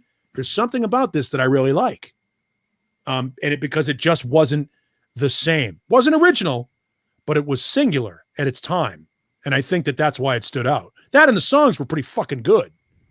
The songs were good. I think that Mark Tarine as the frontman was kind of the star of the show that one. And of course you expect the frontman to be there. I'm just saying, like, you look at that versus you look at something like White Lion, and sure, Mike Tramp was a good-looking guy, but he wasn't outstanding as a frontman. But Vito Bratta was outstanding as a guitarist. If you merged Vito Bratta in with Mark Tarine, that would be your Van Halen clone. Well, sure. Yeah, but that's the point. You can't recreate the band exactly, because if you recreate the band exactly, then it becomes Heavy Pettin to Def Leppard or LA Guns, Bang Tango, and all the other sleaze rock bands to Guns N' Roses. Dirty Looks to AC/DC. Yeah, I mean, it becomes too close, too similar.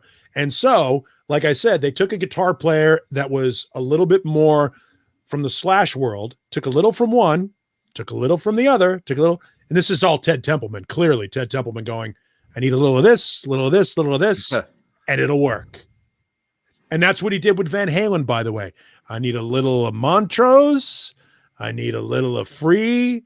I need a little Jim Dandy in here. I need a little, oh, look at this guitar player. What the hell is this? I need a little of that. I need a lot of that. I need all of that, Gene Simmons said. Yeah, I would like all of that. And it worked. And I think that I think that when you get a producer or an outside voice or an objective set of eyes and ears that can oversee, that's the difference between being good and being great. And I think that Bullet Boys, for a brief period, touched greatness. Were they really great? No, they were very good. But if they didn't have Templeman And if they didn't have Tarine ripping off Roth, and they didn't have the shirtless Mick Sweeter with the curls down in his face in 1988, like some guy named Slash. I thought he had long straight hair, if I remember. No, he had curly hair. You're thinking of Lonnie, the bass player. Maybe that's what it is. Okay. Yeah, and Jimmy, both the drummer, also had sort of long hair. It was a little. I'm thinking of the bass player then. Yeah, but someone had a Zach Wilde, Randy Rhodes. More that's Zach Lonnie. Wilde. Okay, yeah, okay, that's Lonnie. But when you get a little of this, a little of this, a little of this, at a time when none of that existed, we took the best of what we can get out of Van Halen in the front man, the best of what we can get out of the hot band of the moment in the guitar player, who's not an overt, like Slash was not an overt guitar hero. He snuck up on you. Slash was unique. He was unique. He wasn't flashy. He wasn't Vito. He wasn't anybody that was trying to, hey, everybody, look. He wasn't George Lynch. He wasn't anybody that was trying to be. He just was. He was going to be who he's going to be. And because of his greatness, the spotlight hit him. Like Joe Perry, like Keith Richards, guys that just have the intangible it. And I think Mark Kendall. Oh my God. Mark Kendall. And underrated, quiet, super underrated, yeah, but incredibly good. And a nice guy. Super nice guy. But I think Bullet Boys was a combination of very good songwriting, exemplary production, fantastic marketing at a time, timing being what it was, and a strong label, Warner Brothers Records. It goes back to what we were talking about before. So long story, unnecessarily longer. Good band, probably a better band than they will be remembered as, but a footnote, sadly. You know what would have been interesting? I gave this a thought. What if after Van Halen broke up with Sammy, wouldn't Mark Tarine be a great Van Halen frontman?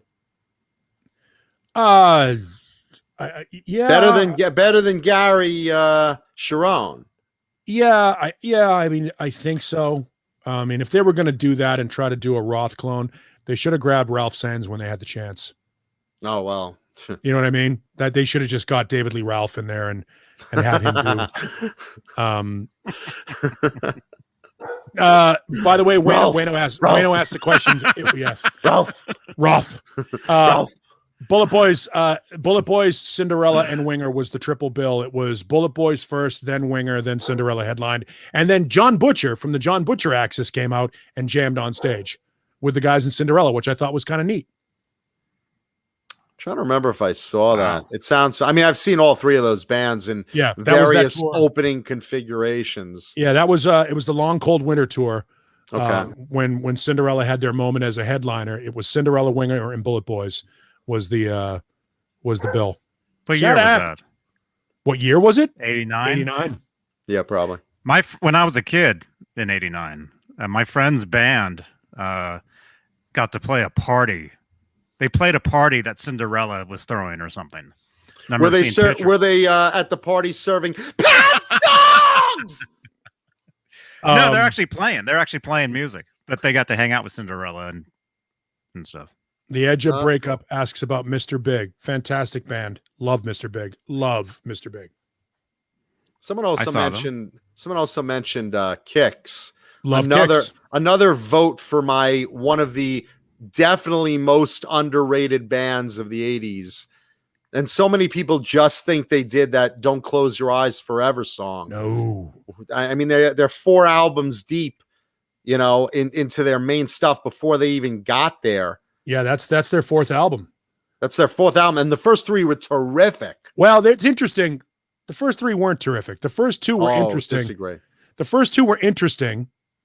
And then on their 3rd record, Midnight Dynamite, goes back to what we were talking about with Ted Templeman. I love Kicks. I'm a huge fan of the band. The first 2 records on Atlantic Records, Kicks was sort of a punky, funky hard rock band. And then in 1984, after Rats Out of the Cellar record went big, Atlantic Records said, hey, Beau Hill, polish this. Make this better. Make this commercially successful. And Midnight Dynamite came out, and suddenly Steve Whiteman sounds a little bit like Stephen Pearcy. Suddenly they're recreating Rat Jr.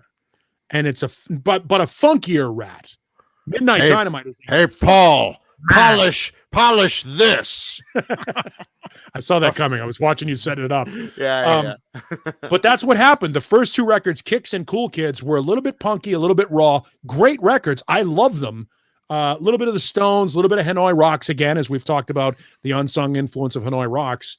But then when Midnight Dynamite came out, and this is your homework assignment number 2, listen to Wanted Man from Rat, and then put on the song Midnight Dynamite from Kicks right behind it, and look at who produced both records. It's a guy named Beau Hill. And Beau Hill is one of his big hallmarks, trademarks, is the big echo on the vocals and using Simmons drums, electronic Simmons drums. And you'll hear Kicks and Rat. Kicks is a funkier version of Rat. And I think that might have done them in as well. I look at, and again, we disagree, which is fine, on the first 2 albums. I think they're so freaking good. I don't see them as much punky.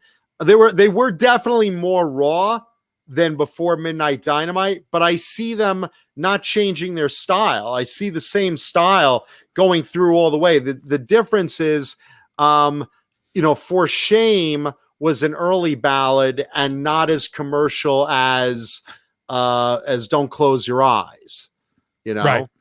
I think they started to scratch that funk thing with things like Cool Kids and Nice on Ice. I think that's when they started to get to that point where you're like, oh, there's something more here than just a 3 chords and a bottle of whiskey band. I just thought they were so good overall. Yes. And one of the greatest live bands you'll ever see. Oh, totally. And you know what's great? The guitarists are both playing Les Pauls, and they're throwing them across the stage to each other. Do you know how hard or ready it is to catch a guitar? Now you're talking Norlin era Les Pauls. Yeah. Norlin era Les Pauls, for those who don't play, these are 13 pounds of block wood that you're launching across a stage. You're not like handing it off to the other guy. You're like throwing it across the stage, running and catching this heavy fucking thing every night. I don't know how the fuck they accomplish that shit. Yeah, but they're terrific. Thank you, Jarhead. Thank you, Jarhead Rock. Thank you, Jarhead Rock. Funny Money, not quite as good. I mean, it's a chemistry thing, and I don't think that they are quite as good now as they were before, because obviously the lineup is not the same, and there's a sense of loss with Donnie Purnell not being there, because he's such a good songwriter. And for those that don't know, Funny Money was a transition band from Kicks into Funny Money. Yeah, and it was the name of a Kicks album. And Steve, it didn't they change it to? Am I thinking it's something else? It was Steve Whiteman and Funny Money. It became at that point. Something to that effect. I remember they changed the name of the band. Sad Dollars. Sad Dollars. I remember the song. The hit was "Girl Money," right? Was the single? Yeah, it was. Yeah, "Girl Money." Girl Money. That wasn't. I don't think that was a Funny Money record, though. I think that was that on Funny. Okay, was that wasn't on funny? Was that on Hotwire? That might have been on Hotwire. I thought that was on Funny Money. Am I wrong? Girl Money's on Hotwire. What was the one with the skull and the acid? Was that Hotwire? That's Hotwire, yeah. Okay, that's what I'm thinking of. That's where Girl Money comes from. My bad. Then the band changed to Funny Money. Yeah. Okay. Got it. Yeah, they were again, one of those bands. They did Show Business first, which I think was a live album. Show Business is a live album. And they did that basically to give a middle finger to the record label. And then they came back years later with a record called Rock Your Face Off, which is pretty good. And thank you, Taylor 315. Appreciate it. Thank you so much, Taylor. Look, it changed. Yay. Stupid light. Damn light.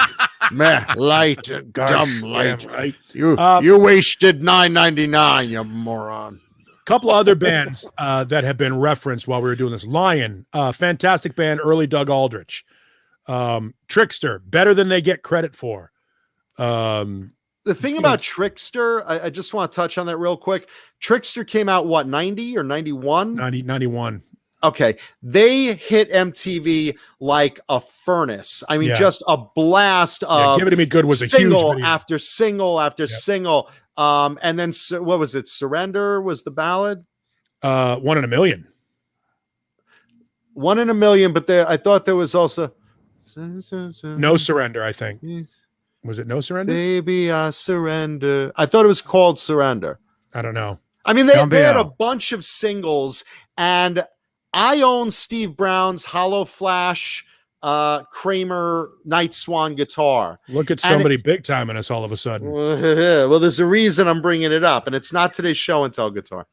The reason I bring this up is on it was written to the program director of MTV, thanking them because without that MTV support, because these are good looking guys, they would not have been as popular as they suddenly got with that first album. It was a quick burn. Yeah, a quick burn, but they knew they were kissing MTV's ass, and MTV was great to put them on and rotate them, and they were constantly on. Yep. With I think 4 singles they got out of that album. Yeah, it was pretty big. And that's why he gifted that guitar specifically to the program director, because he said, look, without you, we would not have made it. Was it not Neil like or that. Tom? Neil or Tom that they gave the record to? Hey, Kurt. I thought it said John on it. Okay, could be another. You wrote your. I know I erased the name from it, but I kept Oh. the signatures on it. Okay, so scrolling down more, Little Caesar, Renus is hung says, Matt, I think Little Caesar was actually a pretty good band. Jafria, definitely meh. House of Lords. Just House the of Lords. opposite. No, I think the first Jafria record and then the second one. Let's see. Bad Second English. was what? Second was what? Silk and Steel? Silk and Steel, yeah. Well, let's stay on Jafria for a second because I want to right. go through this. Greg Jafria, originally of Angel, formed Jafria, and he had a very signature sound with the keyboards and He was a keyboard player. yeah, but Thank you, again, Jarhead. but again, really upfront with the keyboards, and that I thought was terrific. Call to Your Heart was the big hit. It's the off best the Journey first song album. that Journey never wrote. Great comparison. And Yeah. then they transitioned into the band House of Lords, also a band I love. But I disagree with you on Jafria. I love early Jafria. See, I think the first Jafria record is great. The second one, not so much. And I think House of Lords was more consistent.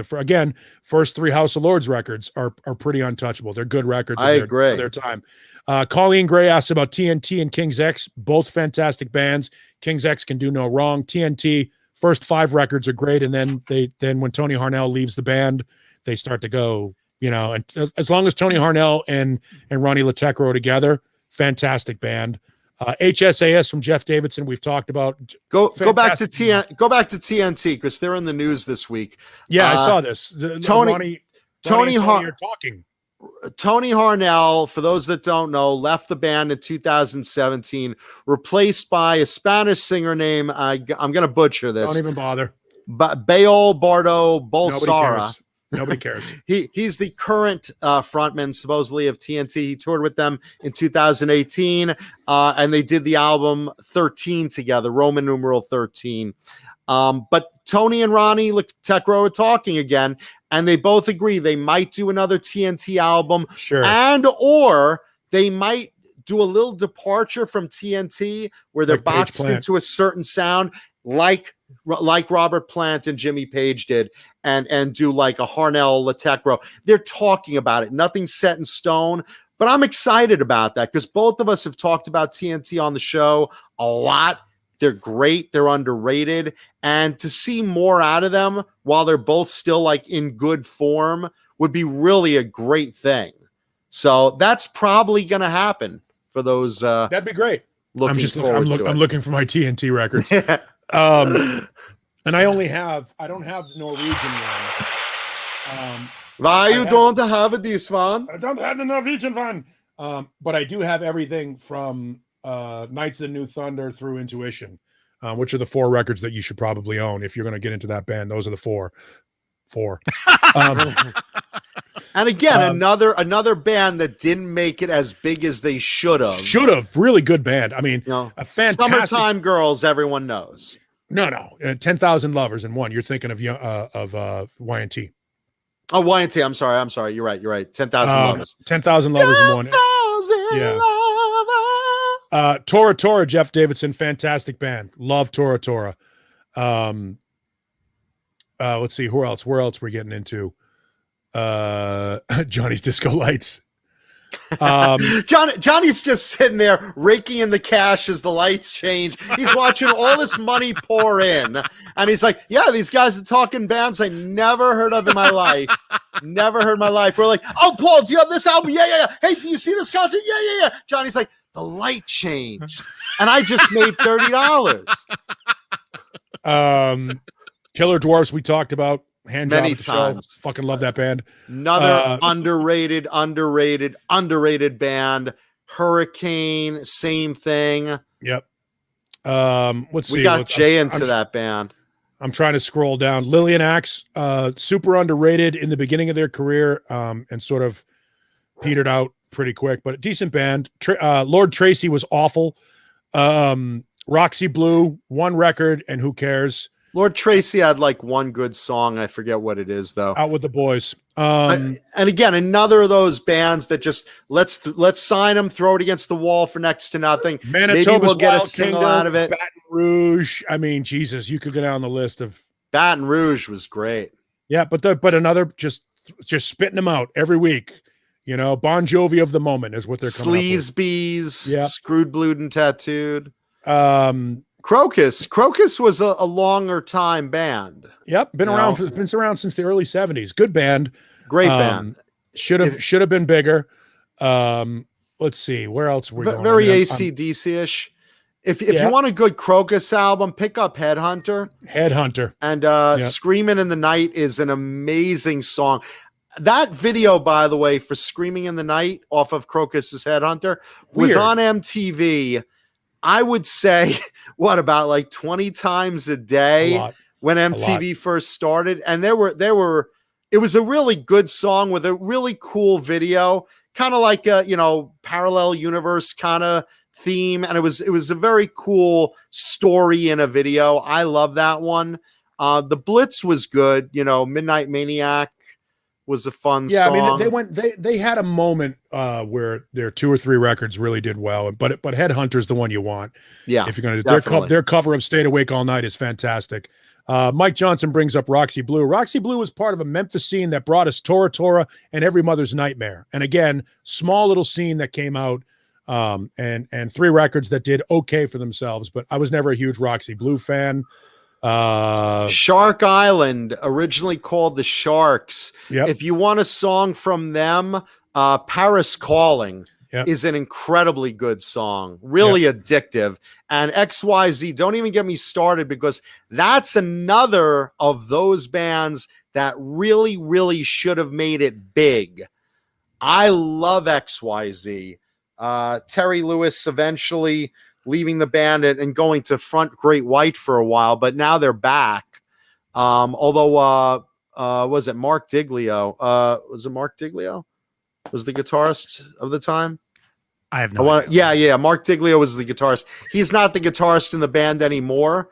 But if you want some really great 80s metal, pick up the first 2 XYZ albums, XYZ and XYZ Hungry. Hungry is really difficult to find. They're both out of print now. So how many do you have back there? I only have one. I only have Hungry. I don't own the first XYZ record. I got all of them because I love XYZ. I got the live album. They're a really, really, really underrated band. And Diglio's an underrated guitarist, big time. But that's a band. If you put in the first one, and you go play Maggie, that's a great song. I mean, the whole album's really good. And Face Down in the Gutter off of Hungry is an amazing track. If you want to check out XYZ, because Don Dokken produced them. That's right, Sean Mahoney. Really, really, really one of those that should have been big. Don Dokken produced a band that never really popped. Dokken? No. A band called Antics. Antix. I don't even know them. Okay, that doesn't sound familiar. Well, Google a song or YouTube a song called Caroline from Antics. Sounds a lot like Black and Blue, and that sort of pop metal of its time. Tough was awful, although they did put out one great power ballad called "I Hate Kissing You Goodbye." I like Tough. I liked, even though Stevie Rochelle is a exact copy of Bret Michaels, I like Tough. I thought that was a good album, that first one. I can't really badmouth Tough because hey, just because you bought it doesn't mean, doesn't mean you like it. So yeah, I mean, I like to rip on him as much as I can, and yet I own the record. So Jesus Rapes Me brings up XYZ Face Down in the Gutter. Absolutely. What a great song. When's the last time you listened to those? It's been a while. I have 1989. I have a lot of records I don't even listen to. I have some records that still have plastic on them that I've never even opened. It's so stupid. Let's see what else. River Dogs. I actually have that record. Great. Who else? I mean, there's so many of those bands that like if you happen to be in your local CD store of choice and you go through the bargain bin and you're like, they're like $2 for $1 or whatever it is. You're like, holy shit, I've heard of this on Talking Guitars and 80s Metal. Maybe I should buy it for 50 cents. Do it. It's either that or the opposite. If you stumble on it, like you're going through Amoeba's bargain bin or something, and you're looking through and you're like, oh, this is cool. Yeah, John and Paul were talking about that. That's one way. If you specifically look for it on Amazon, though, and you look for like, a Rare Killer Dwarves or, Shark Island or XYZ, and you look on eBay, you're like, $130 for a CD? Yeah. Because by the way, these are really rare. I got to call this out, and I don't know if we're being played here. Is it possible, Johnny, isolate that comment from Vista Light 1972 that came in at 8:14, or it'll be 7:14 your time. Yeah. Didn't know who played bass on the first two David Lee Roth records? Seriously? Are you fucking with us? So wait, Greg Bissonette? Right.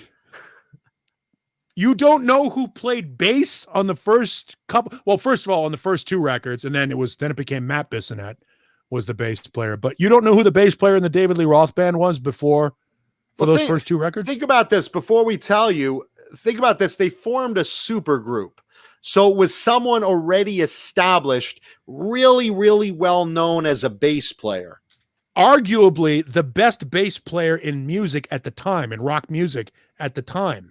And a friend of the show. And may still be one of the best bass players of all time.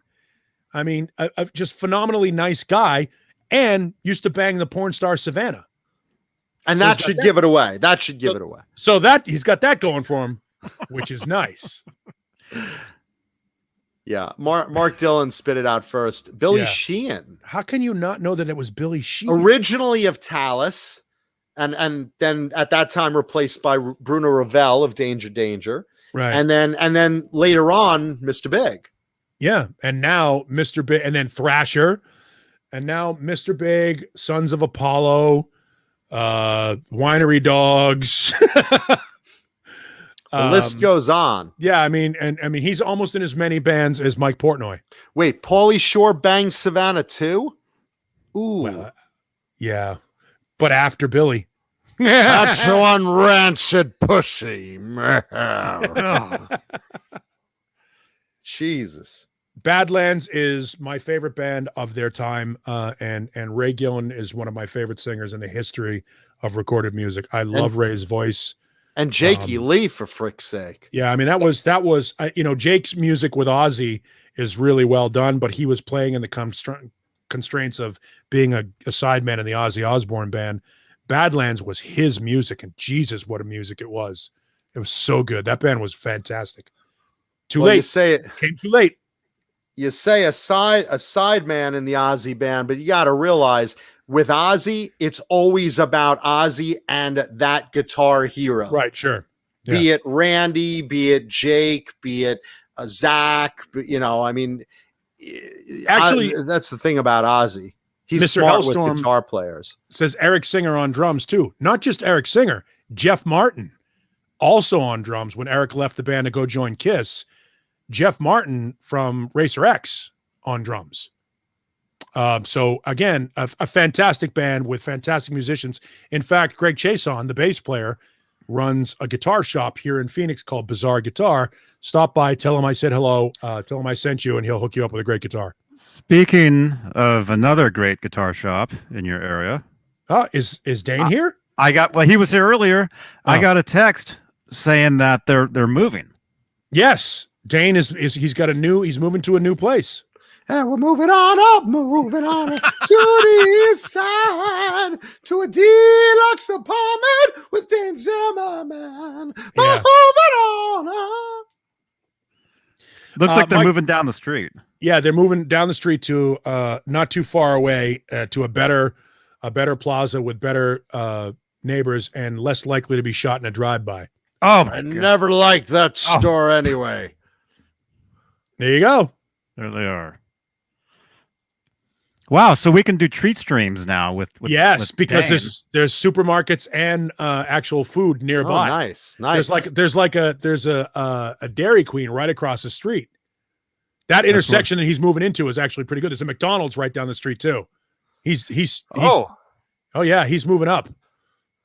Yeah, we're moving on up. Red Dragon Cartel, that's the only mistake that Jake E. Lee has made. That first Red Dragon Cartel record is disjointed and incomplete, and I don't think Jake really knew what he wanted to do on that record. It has moments, but because he didn't have a great singer on that record, it was I saw them live at NAMM.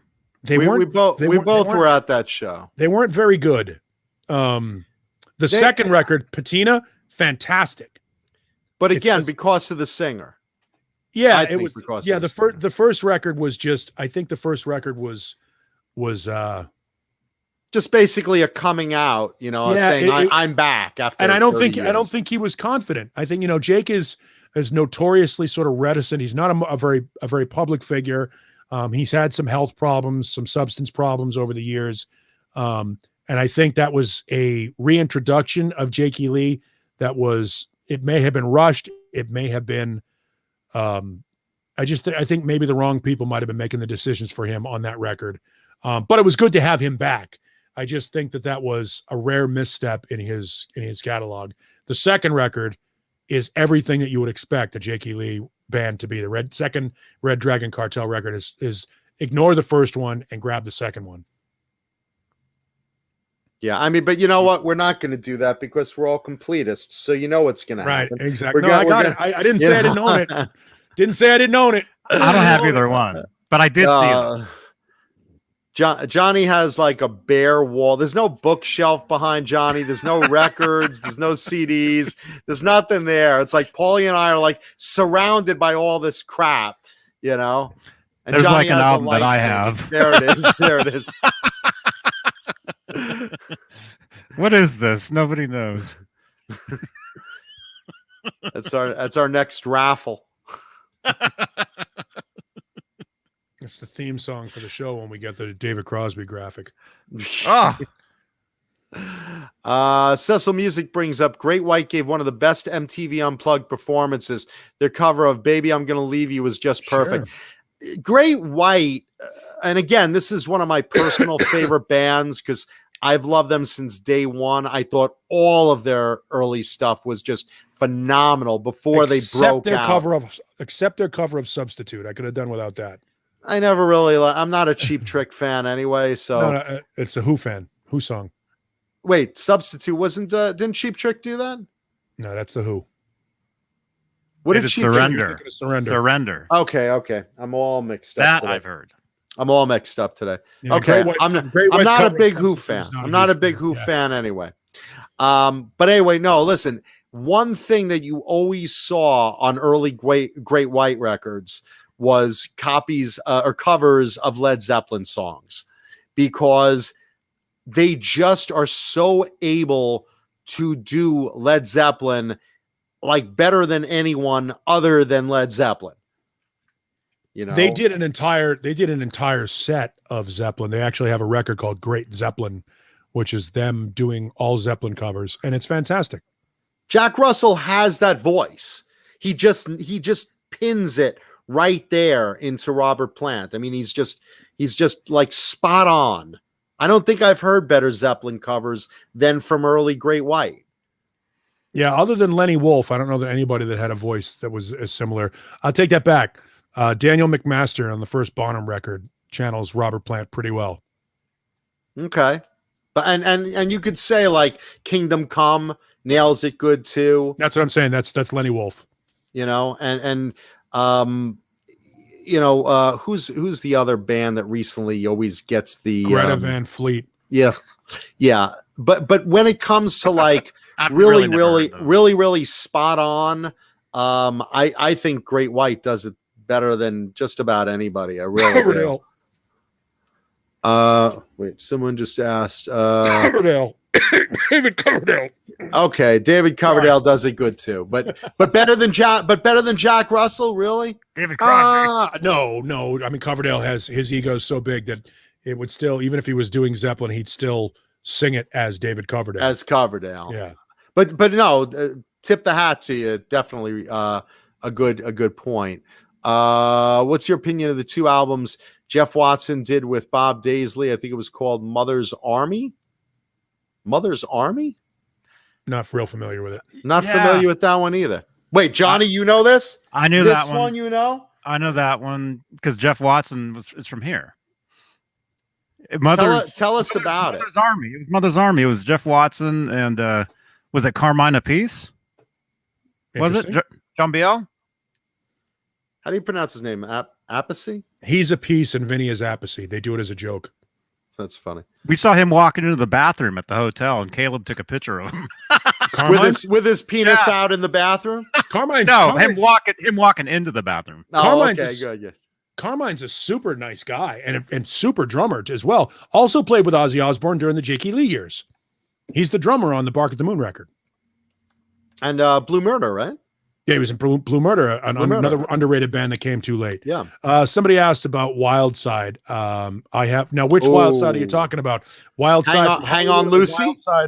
Wild Side from Hollywood or Wild Side from Boston? Because there's a band called Wild Side out of Boston too.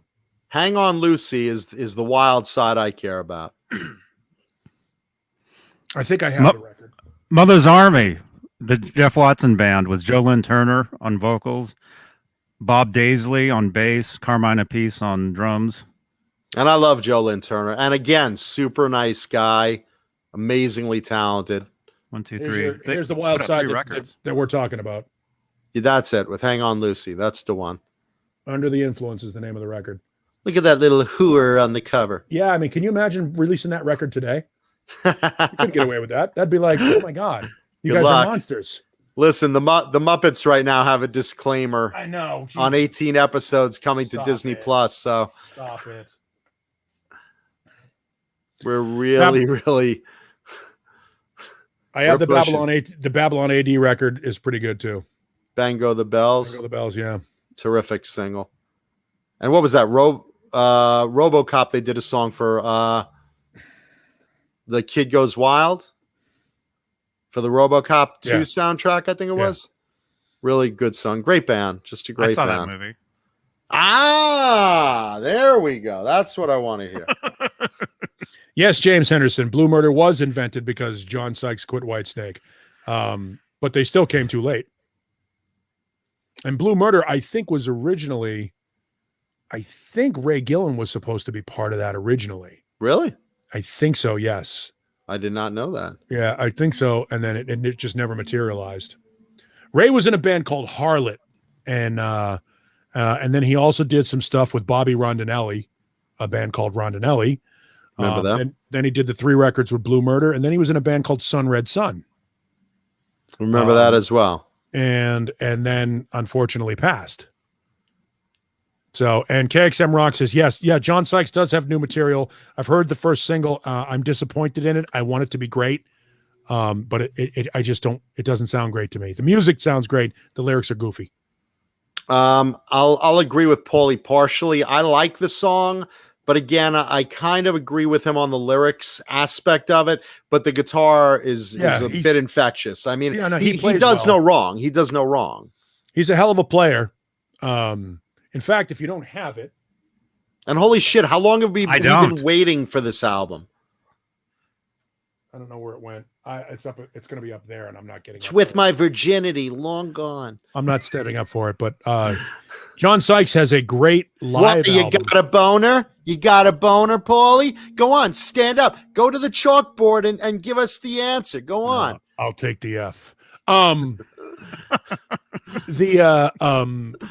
There's a live album if you can find it. It was only released in Japan. A Blue Murder live album. It's actually, I think it's John Sykes. It's under his name, and the name of the album is Screaming Blue Murder. And it's that one. Yeah, it's a Japanese record, and it's really good. You know, I mean, Blue Murder only put out 2 records. I kind of wish there was talk of a reunion a few years ago. Tony Franklin and Carmine Appice both mentioned it, but John Sykes is a recluse. Again, you want to talk about guys that are difficult to deal with and difficult to get to come out of their house. John is one of those guys. He's one of those guys that just sort of sits in his own. I'm kidding. And yes, KXM Rock, Sykes does sing in that way. Good singer. Yeah, he might be watching this too because he liked my page. Good singer. Very good singer. I'm just thinking Johnny is that recluse. He's that guy. I know. I'm not the one that sits on YouTube every night of the week and does shows. KXM Rock wants to know what's the best Blue Murder album? This guy's pointing the recluse finger down at me. I have to admit, I've been extremely reclusive lately. Lately, a lot lately. The best Blue Murder album. My vote's going to go to the first one. Yeah, because Valley of the Kings is incredible. Yeah, no, the first one is better. I mean, the second one is great too. Nothing but trouble. Again, a good band. Buy them both. You can probably pick them both up for $3 at your local CD store of choice. Yeah, and those aren't usually hard to find. Maybe the second one might be a little hard to find. Yeah.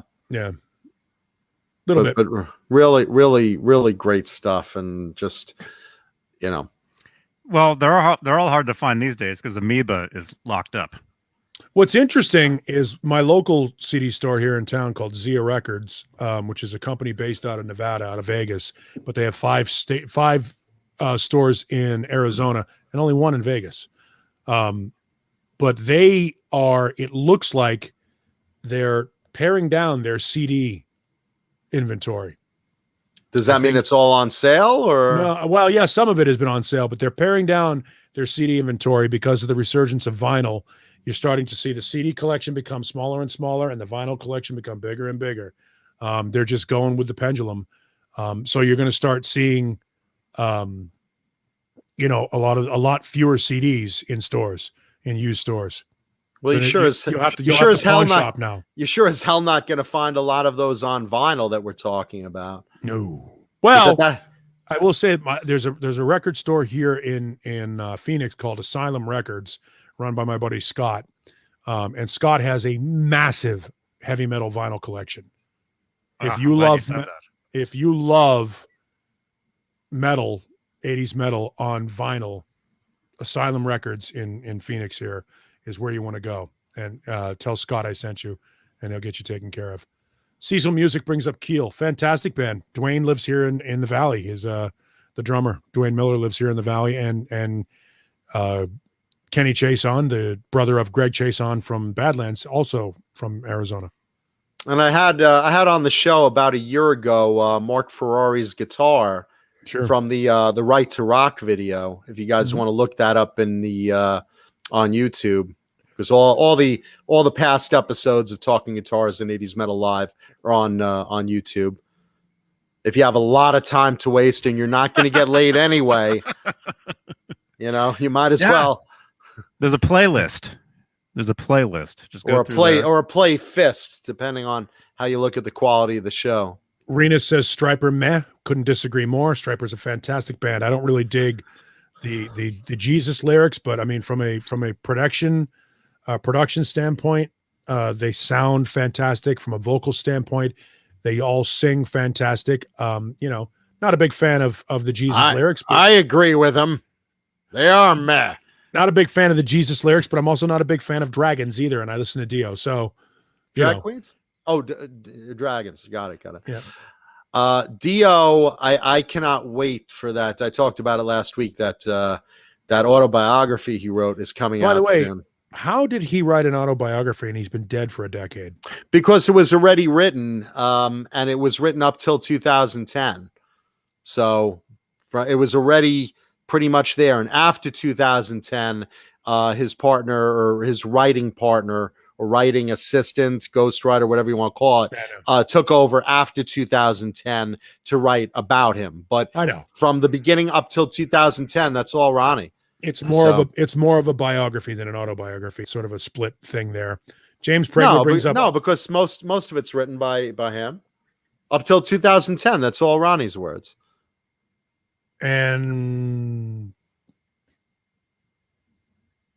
what? Autobiography.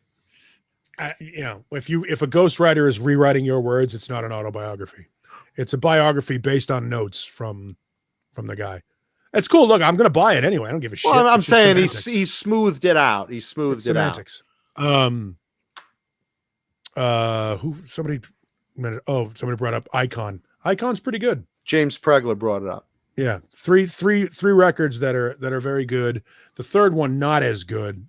First one great. First one fantastic, heavier than the other two. The first one's just called Icon. The second one's called Night of the Crime. Night of the Crime was the one where they had a moment on MTV, brief moment on MTV, and then right between the eyes was near the end. It was near the end. By that point, MTV was done with that kind of music. Pretty Boy Floyd, yeah, another of those. Let's see how big we could tease our hair up, but I didn't see the quality of the product. I bought Nitro without the great guitar player and huge singer. Nitro. Is there really any worse band? Really? I mean, London, okay, but Nitro, London, Thor, Thor is awful band. Odin. Vistalite says Danger, and Dangerous Toys. This is where John and I will differ. I love Dangerous Toys. I don't like Danger. John loves both of them. I love both of them, but Danger is literally one of my favorite 80s bands. And again, this is another band put together to be the next Bon Jovi. The same kind of lineup. They took Ted Poley, who at the time was the drummer for Prophet, and said, "You can sing, you should be the frontman." He's like, "Okay." They had Tony Bruno, Tony. Let's see, was it Tony Bruno or Tony Ray? What was his real name? Tony Bruno. Tony Bruno from Soraya, and had him as the original guitarist of Danger, laid out most of the first album. Then he went back to Soraya and they brought in Andy Timmons on a recommendation. Andy at the time was doing a lot of studio work and was very well known as like beyond Guitar Hero capable. So they got him. Casey Smith brought in basically because they wanted a good keyboard player with, a pretty boy look and good hair. So they brought him in again to be, just like David Bryan of Bon Jovi. And the band was originally formed by Bruno Ravel and Steve West, two Long Island boys, my homeboys. And Bruno was in Talus, originally replaced Billy Sheehan as the bass player. And Steve West was Bruno's best friend, great drummer. And they basically made another pretty Bon Jovi. And I love that song, Naughty Naughty. One of my all-time favorite songs of the 80s. I love the band. I think Andy is an amazing player, super nice guy, friend of the show, blah, blah, blah. Dangerous Toys, really great band. Love them. Not as much as Danger, but again, it's just a personal taste. Somebody asked the question, and I'm trying to find it again, and I apologize. I'm scrolling back to try and grab it. Heaven, Icon, or Helix. In this order, Helix, Heaven, Icon. Helix is a great band. The first 4 Helix records are really good records. Heaven put out a couple of good records and then sort of petered out.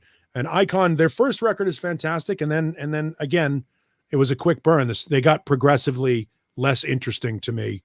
But Helix is I think a super underrated band of their time. Again, not very good looking, a lot like Tesla. Great songs, not visually pleasant. Brian Weed is watching right now, and he's like, "Huh? No, not He visually. turned his phone off. They didn't have not visually appealing. Not a whole lot of image with Helix, but fantastic songs. And I would say put them as Canada's version of Tesla. You know, just a band that just wrote great fucking songs, but didn't have the extra whatever it took to become bigger. I'm going to put them in the same order because I think Helix is, again, very, very underrated and super underrated. They're like, kind of like another Saxon. Or Kicks. Or Kicks. Very similar to Kicks in that fantastic live, fantastic songs. Nobody cared. And all three bands great, but I'm going to agree with Paulie on the same order. Just because pretty much the same reasons. Yeah, they're a pretty kick-ass band. Taylor 315 asked about Wasp. I'm a huge Wasp fan. Both of us are. Yeah. Really, really good. And Chris Holmes, not only just a fun guy, just kind of fun to watch. I almost want to put him in an aquarium just because of his antics just through life. From the Firebird to the being in the pool with the vodka thing, and just where he is now. And again, super nice guy. Just kind of a character's character, Mm-hmm. Yeah, no, and Wasp, better than they get credit for as songwriters, especially the Chris Holmes stuff. A gimmick that worked. It was a combination of a good gimmick that had already been done by Alice Cooper and Kiss. But they did a good version of it, a nice version of it. A couple of really mix in Motley Crue too. Yeah, really, really good smattering of songs. They never put out a complete album. But the stuff like there's 3 great songs on the first album, 2 or 3 great songs on the second album, 3 great songs on the third album. The live album has 1 or 2 good songs that performed, and they did an exceptional cover of the Who's the Real Me. When Johnny Rod really good. When Johnny Rod joined the band as the bass player from not King a porn Cobra, star, not a porn star. When Johnny joined from King Cobra and Frankie Banali sat on the drums, to me, the Johnny Rod, Blackie Lawless, Chris Holmes, Frankie Banali version of Wasp was the best lineup. That was a phenomenal lineup for that band. Was that where they were during Crimson Idol? Yeah. Okay. Same around the same time. Just that was a good record. I mean, a good lineup for that band. And I think that if had that band stayed together, they might have been better. A lot of consistent product, I thought. I look at, you have the first album and you have Electric Circus and you have Last Command is great. Crimson Idol was amazing. I thought for Blackie's performance, it's a concept album for those that don't have it and should. There are 2 versions of it, by the way. What's the second one? There's a second version of it. Right at hand. Of course. Well, the W's are very close. I'm right by the W's. So we're going to talk about really White Snake, White Lion, Wasp, Winger, Warrant. So there's the original, which is this one. And it's about it's not unlike Welcome to My Nightmare in that sort of concept about one guy and his journey with struggling with his own Christianity and religion and the world.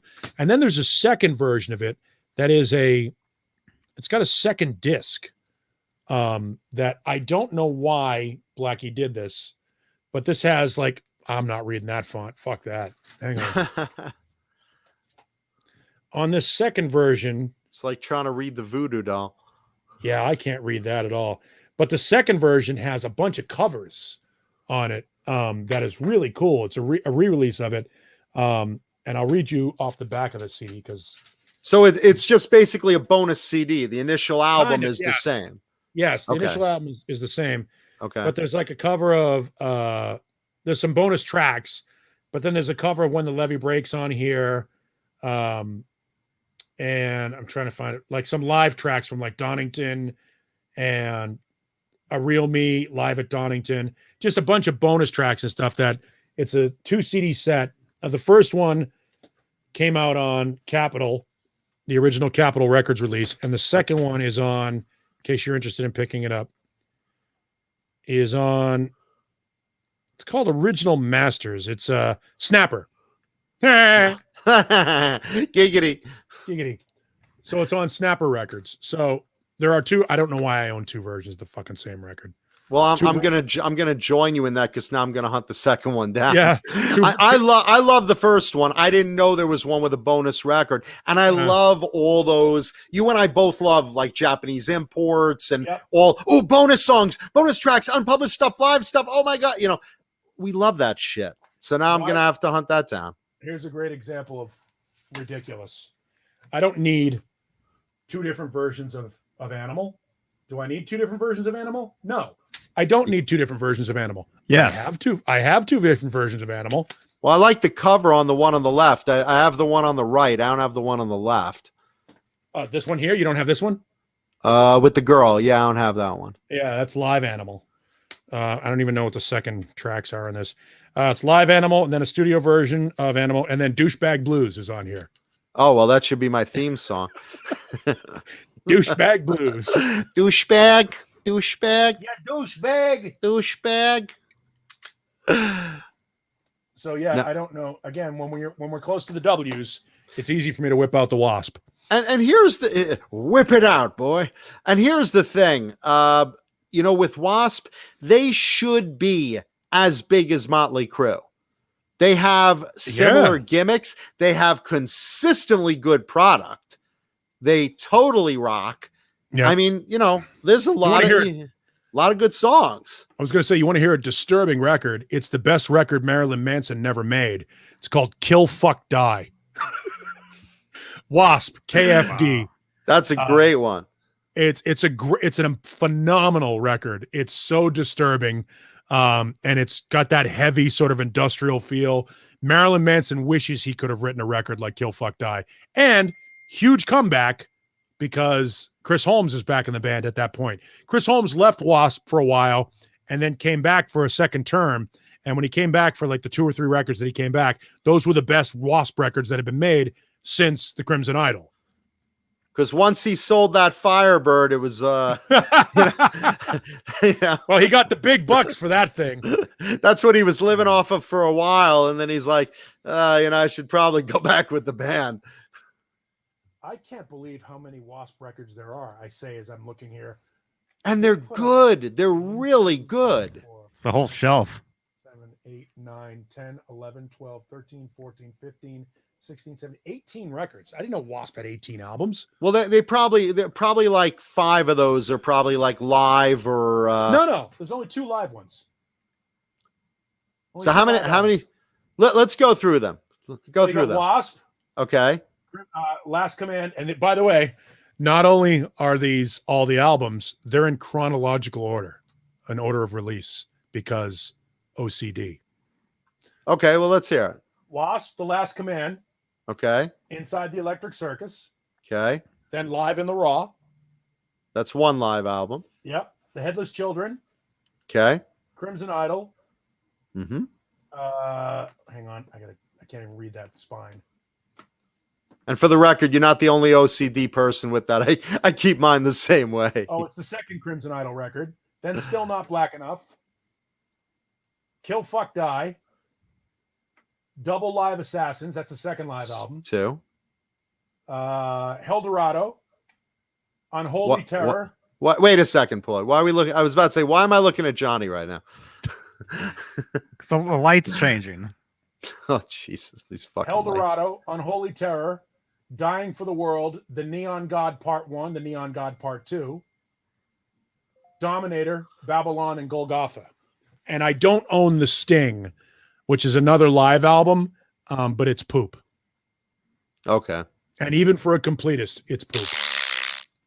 I think I have what was the first live album you mentioned? The early one. That I have. Live in the Raw. The Okay, one with Harder, Faster, and the Manimal on it. That one I have. And Scream Until You Like It from the Ghoulies soundtrack. Because holy shit, I can put on. This is another one of those bands, kind of like, you know, it's one of those bands I could just put the album in, and I know they're going to have a signature sound. They're not experimenting with this. They're not, let's be alternative today. That's one thing I like about Wasp that certain bands can deliver on. And they're one of them that I can just put together. You know, I could just put together 5 CDs and I know they'll be consistently good, you know, even with a little lineup change here or there.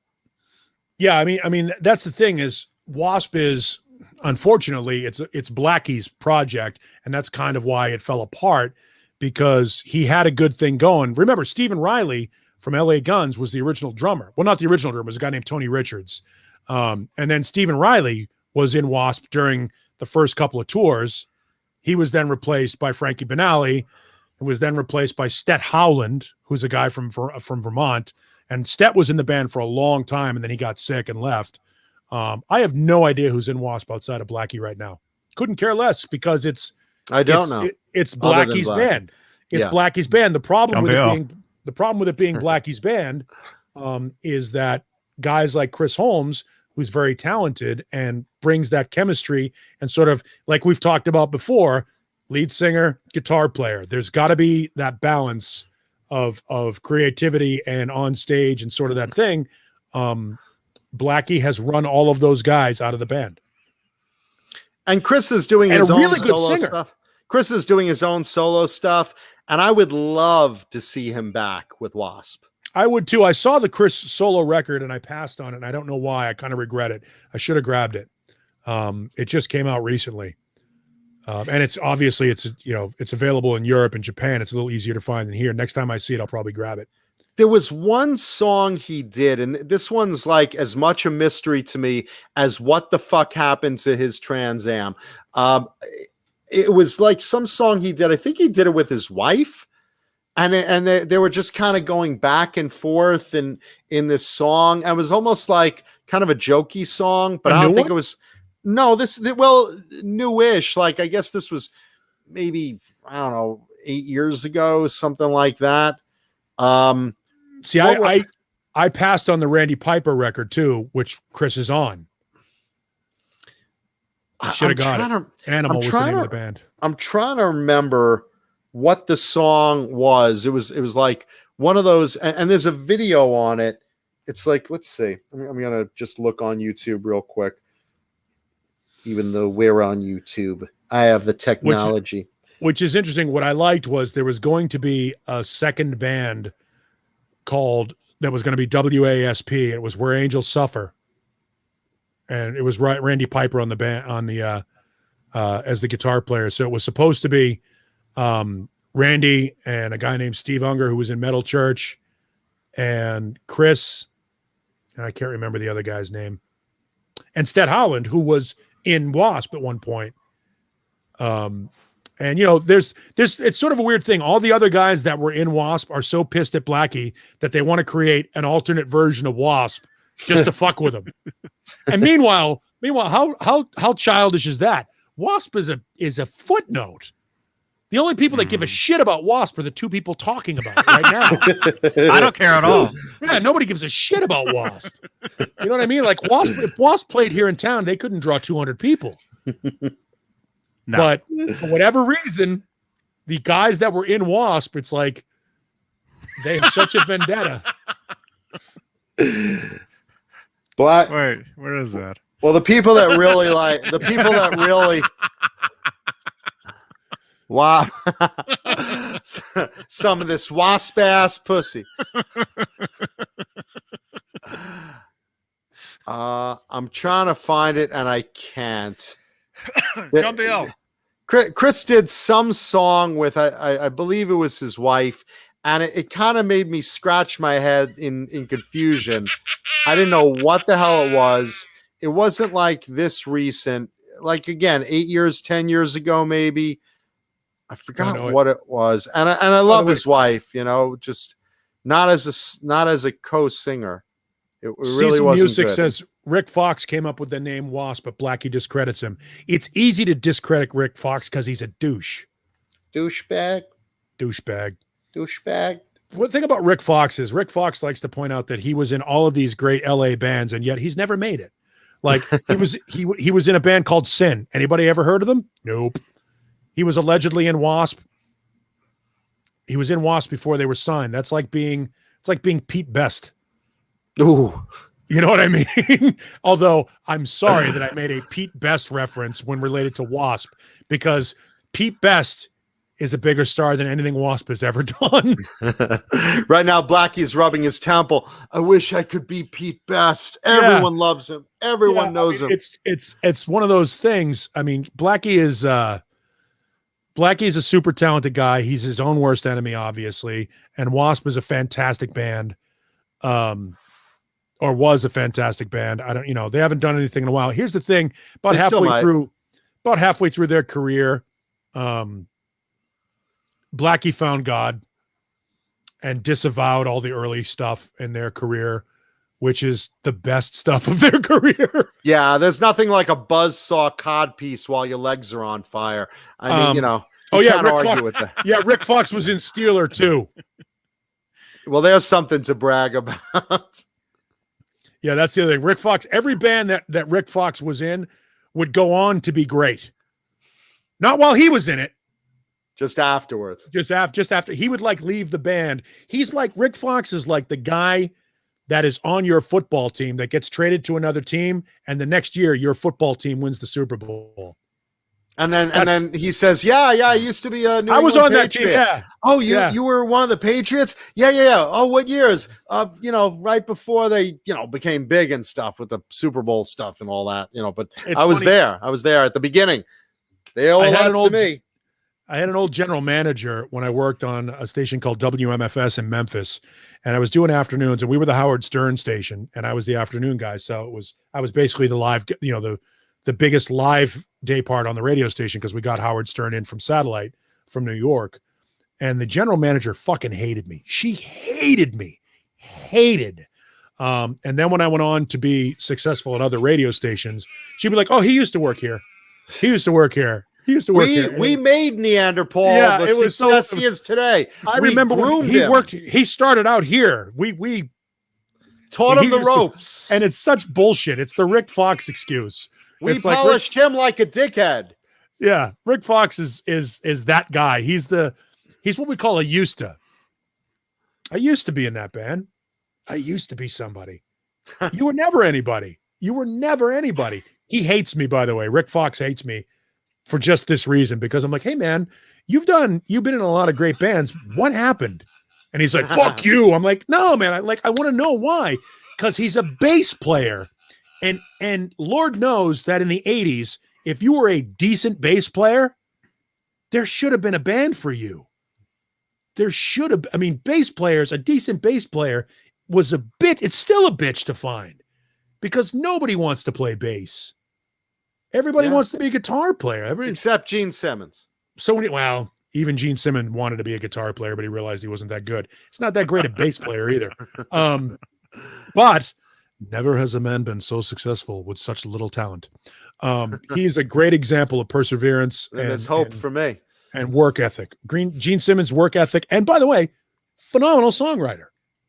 Really good fucking songwriter. Oh, yeah, totally. Yeah. Great example. Renus is hung. Perfect example. If you're a half decent bass player, your name is Bobby Dahl. Bobby Dahl was able to find gigs. Dahl was able to find gigs. So why couldn't Rick Fox make it? And who am I to say? My career ended in 1990 with Nirvana. I mean, our band, we tried and it was not happening. Let's do radio. See, because those that can do, those that can't do radio. Or this show, as here I am. Yeah, I mean, that's the thing. If you're a decent bass player, man, there should have been a place for you somewhere. There's a lot of rotation in bass players. A good bass player, man, is tough to find. Real tough to find. And a good bass player, ask Rudy Sarzo. How many bands has Rudy Sarzo been in? And here's the difference between Rudy Sarzo. between Rudy Sarzo. Rudy was in all these bands at the time. Yes. They were hitting great success. Yes. And then it's like, oh, well, you could, who were you replacing, Rudy? Oh, Rick Fox. In every band. Tony Montana was able to get chicks with those eyebrows. Think about that. And those things are like two caterpillars ready to fuck on his head. Yeah. I mean, Yeah, it's who's the basketball player with that fucking huge monobrow? That was Tony Montana in Great White. The hell was going on there?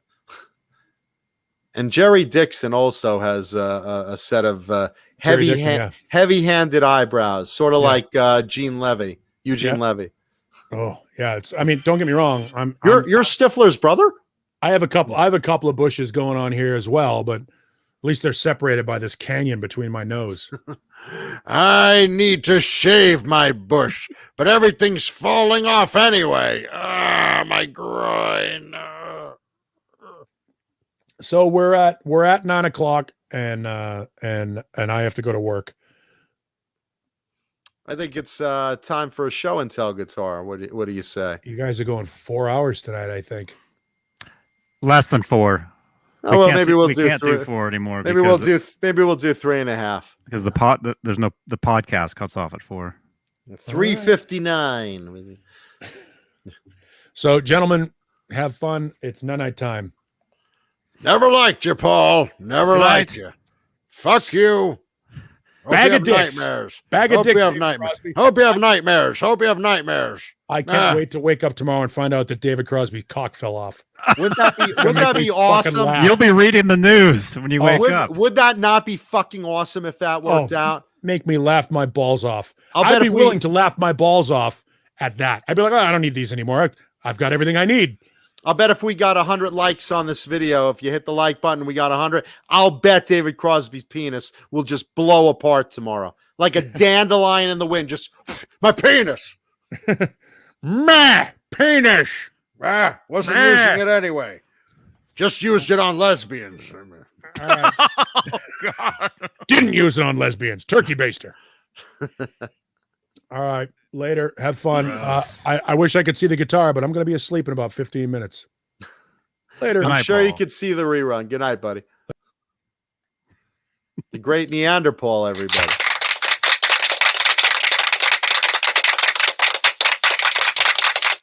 Yeah, take a second, hit the like button. We'd love to hit 100 likes tonight. Appreciate it. So, today's show and tell guitar brought to you by some of our wonderful sponsors like Swiss Picks. Look at the grip on that thing. Swiss Picks, the greatest grip you will ever get in a guitar pick. Terrific raised holes. Grip them. You could try throwing it. Look, it won't even leave my freaking hand. I'm trying to throw it. Look. Go to SwissPicks.com. Check those out. Once you try one, you will probably not go back to regular picks. I say probably not because 99.9% of the people don't. But there's always that one. I don't like them. Well, I'm endorsed by a different company, so I do. But that's all right. I love them both. But he uses them both. That's okay. Yeah. Listen, a lot of endorsees, they use, multiple guitars. They, have to do Ibanez 25% of the time and ESP 50% of the time, but that's okay. And let's see, KXM Rock says, do they glow in the dark? They do if you get the atomic cheddar ones. These are so cool. I have these all over my couch. There's like 8 of them on my couch where I play a lot of the atomic cheddar. I turn off the light and I know where they all are. If one falls under the couch, I see it glowing. These things are so good. And then you have, let's see. This is the Jason Becker Blue Cheese edition. Yeah. Tribute to Jason. That's the one that I have. It's great. And then, Hey, Jay. Hey there. Tomorrow night, Metal Wednesday, Jay Hannon. Pink, my signature color. There you go. They are terrific. See, Jay's in that 1%. There you go. Also, let's talk about Vinum custom pickups. Look at that bad boy. The Mancuda Custom. Oh, baby. They make whatever you want. These were made to my personal specs. Vinum Custom pickups. They can mimic any popular pickup you want and tweak it. So, like, I wanted a Duncan Distortion, but with a little bit less mud. And, this is basically what they can do. They have ready-made stuff. If you want something like a Super Hot JB, you want something from another brand, a DiMarzio, a Duncan, and you want it custom wound for you, you want it tweaked, they have it ready, or they will make it for you. And you could get custom bobbins, any color. You have a guitar that you want a purple and a pink bobbin, or you want a green and a yellow bobbin. They will do whatever you want. So check out Vinum Custom Pickups. A lot of people like those. Recommended it to me early on. Really great stuff. Of course, delicious Bang energy drink. Always the right drink at the wrong time. And Johnny Tessie switch. I'm sure you have one next to you. The greatest guitar kill switches made. Check out tessieswitch.com. Because they're really great. And they have other stuff to actually, I've got a code for Tessie. A discount code.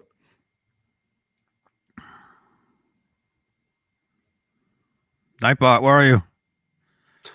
All right, there we go. There you go. Use code JohnnyBean15 when ordering from tessieswitch.com/shop. Yes. There you go. And of course, what's better as you watch today's show and tell guitar than delicious Colonel's popcorn? Colonel's Gourmet popcorn, no less. Check out Colonel's Gourmet popcorn, chocolate, nuts, and more. All sorts of tasty treats at Colonel's. And mention Johnny Bean or Jay Hannon and get bigger portions.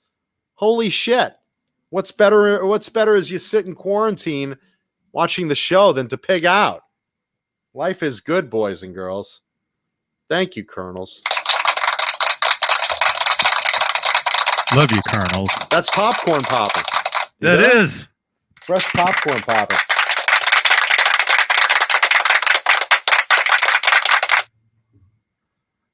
Okay, so today's show and tell guitar.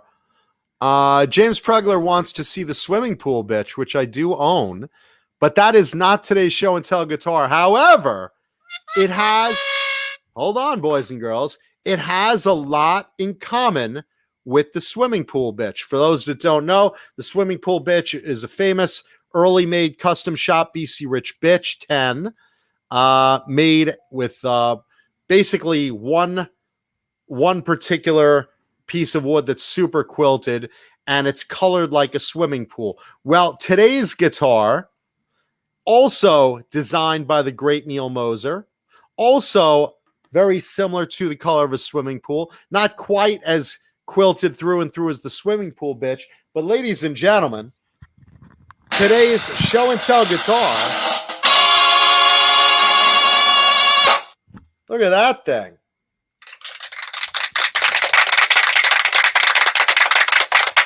Wow. That's a lot of quilt on that bad boy. This is a BC Rich Virgin custom shop. Look at that thing. Ooh. Let's see. Where's a good thumbnail? Kind of hard to catch on the light. God damn it. There, right? Now turn to your left a little bit. Up. There, right there. There we go. Awesome. Yeah. Today's show and tell, it's a custom shop, BC Rich Virgin. Now, this is not one of the imports. This is a U.S. made custom shop back around 2008 when they were doing all sorts of stuff. And again, the Virgin was the brainchild of the great Neil Moser. Neil Moser designed the BC Rich bitch and all the cool electronics that you see in early BCs. And let's see, actually that That might be a better hit, Johnny. Cool. Basically, Neil designed the bitch, the electronics for all of the early BC Riches, all those complex electronics packages, and the BC Rich Virgin, which basically came out of what was called the Neil Moser Scythe. And originally, it was a very similar guitar, but it had a little round bevel right here. And when BC Rich got it during the Class X period of the early 90s, or right about 1990, 91 to 95, I'd say, they flattened it out a little bit, cut down the bevel. This particular one is a flat top, a bound flat top, which I love. And look at the quilt on that. Do you guys see the quilt on that? What a great top. That is some fine wood in there. Again, they're custom shop at the time. And look at the headstock, pointed headstock. They had a few different headstocks they used for the Virgin. This is one of them. This is a reverse pointy, but they also used a beast headstock. I've seen another pointy headstock that angles down a little bit. And they also did the NJ series, the Nagoya Japan series, which was import bolt-ons. This particular one, being a custom shop, is a neck through. Very, very rare to see neck through Virgins, but the custom shop did them. Look at the carve on that. That is a comfy neck. It's a nice aqua blue. A little hard to capture. That's pretty much the color right there, with sweet white binding. Again, very heavy quilted maple top. Trying to think if this looks like it's a trying to figure the wood. This is okay. It is. It's a light ebony. And this is hard to see because ebony back in the day in the 80s was really, really black. And then when Taylor Guitars took over, controlling 70% or 75% of the ebony supply, they cut down on, and they started using ebony that was a little lighter or had mineral streaks, like little white streaks in it. So this is from that lighter batch of ebony that came in the 2000s. When they started using more of it. And you notice you have the abalone, big diamond and spear inlays. You get the spears at the 12th fret, and the big diamonds are actually, no, they're all spears. I'm sorry. Spearhead inlays through the whole thing. Custom R, matching headstock, which I love. Let's see, pickups on this traditional BC Rich kind of headstock. So you have a DiMarzio Super Distortion and a DiMarzio PAF. Oh, there we go. So Super Distortion, the bridge, PAF in the neck. Kaler, which you either love or hate. I'm fine with either of them. You have 2 volumes and a tone, selector switch, neck through, binding through the whole thing, including on the top of that headstock. Really nice. And again, later years, they started doing the script logos. This particular person that ordered this ordered the original BC Rich R, just like the ones from the 70s and 80s. But usually the later ones had the script headstock unless you requested it. There you go. But this one's right about 2007, I believe. Let's see if it says on it. It's 2007 or 2008. Let's see. I don't know if the serial number designates it specifically. I don't think it does. It does not, but I'm pretty sure it's 2007 because I have another custom shop one that was at NAMM in 2008. that I believe was made after this. I'm pretty sure 2007. But again, look at the design of this. You know, I mean, Neil Moser is such a unique guitar designer. Just look at the points. You have great fret access. This one's got a little bit of a wide neck. It's still a very flat D shape, very flat if you look at it. But look how wide it is. Something Warren DeMartini might like. Great carve. But I was starting to say, Neil Moser really, really comes up with great designs. And I've always loved these. I have 4 of them. I've always loved the shape of the Virgin. I thought it was a real groundbreaking, unique shape. And Cecil Music points out Neil Moser is a fan of Kahlers. He used them in a lot of his bills. He did. Now, this wasn't built by Neil, I should point out. The Virgin was designed by him. And Randy Waltuck of Class Axe, who took over BC Rich, really liked the design. And Neil also gave him the rights to use it as well. And Neil builds these, if you go to Neil Moser's custom shop, like I said, under the scythe. So you could order something similar to this from Neil Moser directly, just with a little bit of a bevel rather than a flat bound top like this one is. And I happen to love that. Let's see, tuners. Someone asked about, I think they're Grovers. I want to say they're Grovers. They are. Yeah, basic black Grover tuners, similar like what was on a Gunslinger.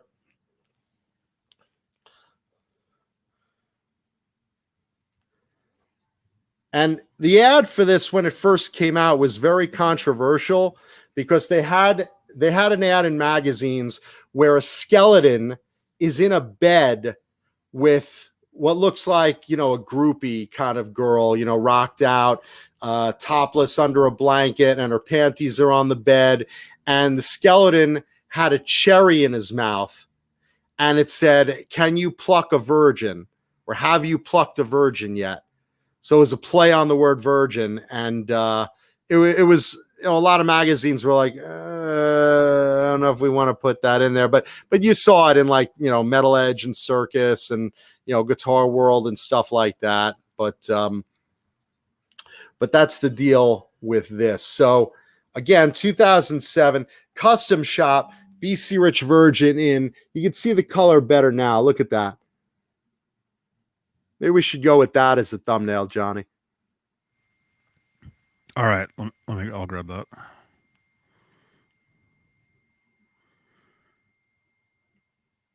Got it. All right, because that's really pretty. Kind of an aqua. But there you go, 2007 custom shop BC Rich Virgin with a little history lesson like it. That is today's show and tell guitar of the week. Hope you enjoyed that.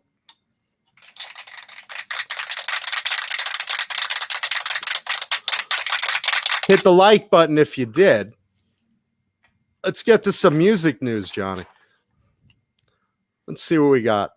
We talked about TNT. We talked about the new King Diamond being worked on, and we'll see in 2022. And thank you, everybody. Glad you liked that.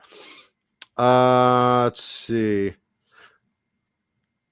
Carlos Cavazzo of Quiet Riot, or formerly of Quiet Riot and Rat, put out a statement. He's not sure why Quiet Riot is still continuing after there's no original members in there. You know, for those of you that know, the last member passed away of Quiet Riot, the last original member, and now it's basically a cover band. So I mean, what, you know, he's basically saying, what are you doing? It's a cover band. You know, what are we still going for? You know, so, and he has no plans to join the band either way. So he's just basically putting it out there. You know, I was in Quiet Riot. I was in the original Quiet Riot. I was there when Kevin DeBrow was there. Why are you guys still going on? To call yourselves Quiet Riot is kind of a joke. So he's not a fan of that. Let's see what else. Well, who's running it? Who's running the band? I don't even know. I don't even know who's in Quiet Riot nowadays. I haven't even followed them. But once all original members are gone, it is kind of a gray area. You know, it is kind of a gray area because, you know, your singer died, your drummer died. I mean, you know, who else you got? You were the guitarist, and you're gone. Bass player left. I mean, you got no one else. It's basic. The last original member must have left the band to somebody. No, the last original member passed away. Well, I mean, whoever was in the band with him before he passed away, somebody. I'm gonna look. Somebody in that band right now had to have been around. I'm gonna look it up. Quiet Riot members.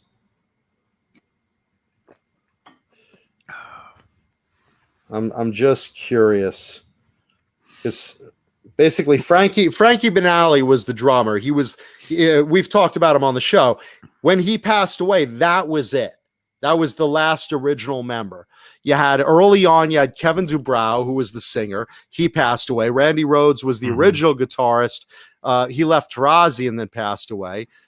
Frankie passed away recently. Carlos Cavazzo left Quiet Riot, went to Rat, and is not in that band anymore. Rudy Sarzo, we were talking about earlier today, went everywhere else. You know, he went to Whitesnake. He went, I mean, just band after band. So now you have, let's see, who's in there now? Geez, there were a lot. Jesus Christ. I'm looking at past band members. Holy shit. How many were in this freaking band? Is that one guy in there? Tracy Guns was in there once. Is that bass player, that one bass player in there you're talking about? The guy that used to be Johnny Rod. Let's see. No. But now there's an opening. Maybe he's in there now and it's his band. Yeah, it might be. Let's see. Tracy Guns was once in there. Bobby Rondinelli was in there. Let's see. Current members. Quiet Riot current members. Let's see.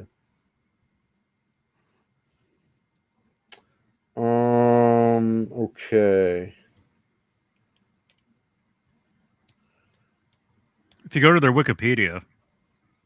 Let's see. List of Quiet Riot members. Okay, let's see. Past members. Well, past members, there's a million. I'm trying to see right now. All right, current members. Chuck Wright. Chuck Wright is on bass and backing vocals. Alex Grossi, I don't know if I'm pronouncing it right, is their guitar player. Jizzy Pearl is on lead vocals. And Johnny Kelly is on drums. And he took over after Frankie passed away. So Jizzy Pearl is the only name I recognize from there. Steve Carmichael, what do you think? Steve Carmichael was a member of that band as well? Yeah. Yeah, he just left. No, he's saying he said Alex Grossi. Alex Grossi is on guitar. Well, you gotta look and see the years. Well, he's on guitar since 2005. 2004, he's appeared here and there. Chuck Wright was in the band way back in 85, it says. 85 to 87. Let's see. That's the oldest. He was, let's see, Metal Health. Well, he was on, okay. Well, he was on 2 tracks of Metal Health. It looks like he was around for like 2 or 3 years at a time. And he was in Quiet Riot 3.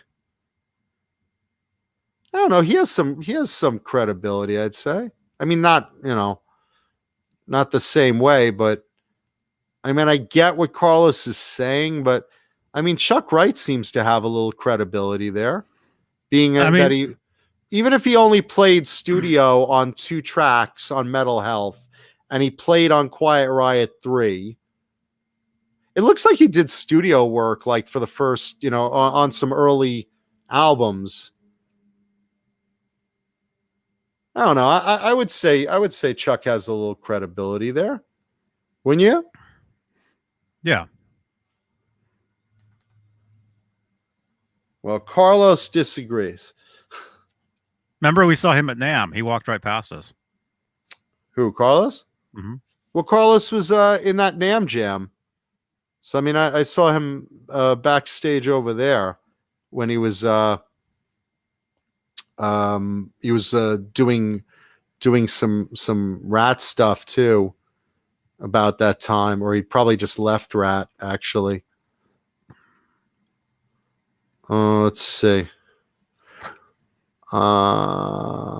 Steve Carmichael says, I don't think Rudy was. I don't think he even played on Metal Health. I think Rudy, I don't know if he got in the recording session, but he was certainly in all the videos at that time. There's a timeline down here that shows Rudy was there in 79. Yeah, Rudy was early on there. So Rudy was also with Ozzy. Rudy's played with everybody. Rudy Sarzo is just an amazing bass player, and he's gotten those good gigs like we were talking about earlier. Well, either way, Quiet Riot is continuing on, and Carlos thinks it's a little silly that they should change the name, but I don't know. I think I might disagree with him. Let's see. Speaking of Rat, which we just did, Stephen Pearcy is getting ready for his 6th solo album later this year.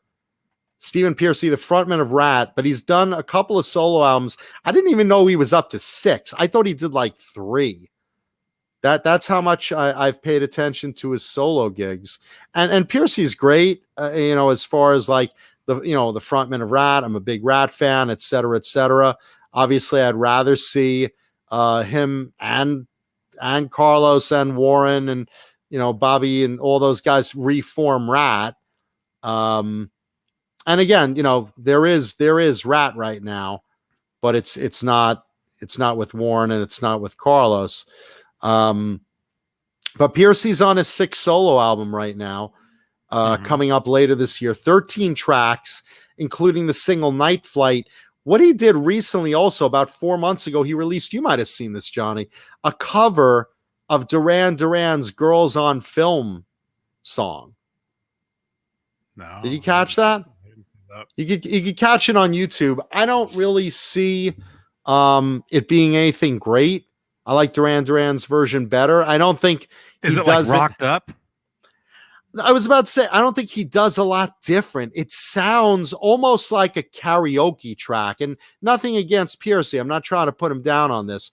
Like I said, love his work, but it sounds like Stephen Pearcy went to a karaoke bar and just laid his own basic vocal tracks, not trying to rock the boat too much, against basically Duran Duran's music. I mean, it doesn't sound rocked up. It doesn't sound changed around a lot. It just sounds like Girls on Film with a different frontman, and the frontman is Stephen Pearcy, and he's not even being the Rat Stephen Pearcy where he's belting it out or screaming it or changing the intonations of anything. He's just kind of playing it straight, like it was originally sung. And I don't know if that's like, I don't know what he was trying to achieve with that. I mean, listen to it. Let me know what you think. I'm curious in the audience what you think of Stephen Pearcy's cover of Girls on Film. I don't know if that's going to be on the new upcoming album, but I didn't see anything special about it. I just found it. I just don't know what the deal is. They should, KXM Rock is saying they should have rocked it up with distortion. I think they should have changed it around somehow. There was that girl on American Idol the other day that did an a cappella version of Motley Crue's Livewire, and that sounded cool because it was different. And here's Stephen Pearcy doing a Duran Duran cover and sounding pretty much like Duran Duran or staying within that range-ish. I mean, really nothing different, nothing to justify doing a cover. When you do a cover, when you do Motley Crue Smoking in the Boys Room, it sounds really different, you know? But what's the point? If you're not going to change it around or make it your own or do something, it literally sounds like him in a karaoke bar with the same music and not really leaving his comfort zone of, you know, what the song was. I just heard it. What do you think? That's not the original track, but it's very close to the original tracks. You see It's where very- I'm going with that? The guitar, there is a distorted guitar in there that's not in the actual song, but it's very slight. But yeah, Really it just sounds like somebody doing a cover of the song. But like a cover trying to duplicate what it sounded like originally. Yeah, it almost sounds like the original. It's very Very close to it. similar to the original. And again, the original is great. But again, that begs the question, why? Why? Why bother? You have so much other work. You're Stephen Pearcy of Rat. Make it your own, dude. Rock it out. Change it up. Anytime someone does a cover, they change it. They change whatever it is, the music, the vocals. They make it their own. He didn't do that. He kept it as close as possible. I barely even knew it was him. It doesn't even sound like him. But anyway, with that said, also Stephen Pearcy and his band, not to be confused with Stephen Pearcy and Rat, are going to be doing, they're rehearsing right now for an upcoming live stream concert. I'm not sure exactly when it will be, but obviously it'll be soon since they're rehearsing. They showed video clips of live rehearsals on YouTube if you want to watch that. And they're covering Rat songs. And originally, this live concert stream was supposed to be Rat, but apparently Rat couldn't do it, which basically means like, I don't know, Juan Croucher couldn't do it since everyone else is, you know, who else is there really? You know, between Steven's band and Rat. So, you know, Stephen Pearcy band will be doing an upcoming live stream concert. It should be cool. It should sound like Rat probably, minus Warren DeMartini and Robin Crosby. But speaking of upcoming tours, or upcoming concerts, I should say, Jeff Tate, formerly of Queensryche, now of Operation Mindcrime, as his own band is called, will be doing an upcoming tour in the fall, tentatively. Again, selling tickets now, but you know how it is with this virus going around. We don't know what'll be realistic, and you know, depending on spread and vaccines and blah blah blah. So wear your mask, and maybe you'll see Jeff Tate in the fall. By the same token, but on the flip side of the coin, Aerosmith just postponed their 2021 tour until 2022 because they don't feel that we'll be ready for concerts by then. I probably agree with them.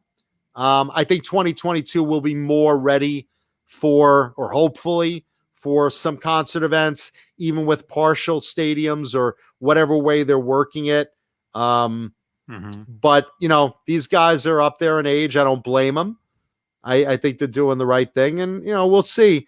We'll see if Jeff Tate's tour gets going in the fall, or if Aerosmith in 2022 was probably more correct as far as when concerts could kind of get back to some semblance of normalcy of us seeing live music.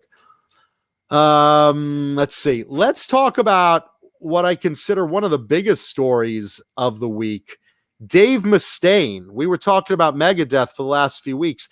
Dave Mustaine, frontman of Megadeth, and probably one of the best thrash guitarists out there, my opinion.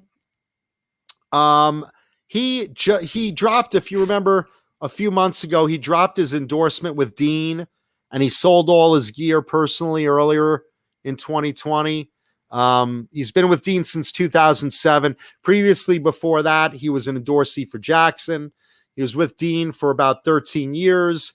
and then recently broke apart his endorsement with Deane.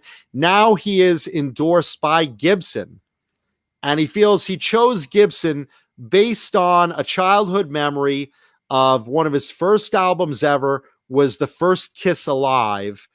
And it pointed out that Kiss, in some cases, particularly Ace Frehley, plays Gibson guitars. And he remembered that. And he said, you know what? I should reach out and see what Gibson has to offer me. Gibson makes Gibson, Epiphone, and Kramer guitars now. And he is an endorsee across the board for all three. So they are making a Dave Mustaine line of guitars from Gibson, as well as an Epiphone and a Kramer version of guitars for Dave to play. Now, if you see in this photo right here, that's the first prototype. I believe that's the first prototype, but it's what Dave's Gibson initial prototype will look like. It's a round horn V with a very cool hockey stick headstock, split square inlays. Can you get to the bottom of it? See one of the horns? It's a round horn. It's a good-looking guitar. It's a good-looking guitar. See if I can find another picture. Yeah, it's a variation of a Gibson round horn V, but obviously it looks a little customized. And you have that badass headstock. Let's see what we got. Which one are you looking at? They're also making an acoustic, too. Yeah, there's also going to be an acoustic as well. Let me see if I can I show They're you? making a whole line for Dave. So there's going to be Dave representing Gibson, Dave representing an Epiphone model, and Dave representing a Kramer model. There you go. Now look at that thing. I want that. I think that's a gorgeous, gorgeous, and I like the color too. I have a raging hard-on for that. It's not easy when you have a dilapidated boner that's about to fall off. That's a good-looking guitar. What do you guys in the audience think of that? Because I'm looking at that in that green burst, and I'm saying if that's a USA, and that's it, which I believe it will be, and that's the Dave model in that color, I fucking hell want one. Yes. How would you play that sitting on the couch? Actually, Kerry King was the person that taught me how to play a V sitting down. And he said, because I told him I didn't play Vs. He's like, why not? I said, I'm a sit-down player. And he said, all you have to do is just chunk it with your leg in the middle of the V. And now you can play it on the couch. And he was right. But look at that thing. And again, that's like a Tom Bridge. The one in the photo of with Dave with the black one, I think had a different kind of bridge. That might have been a string through. Am I right on that? Or maybe that had a Tom Bridge too. What'd the black one look like? This is Guitar World's website, so it's very tricky.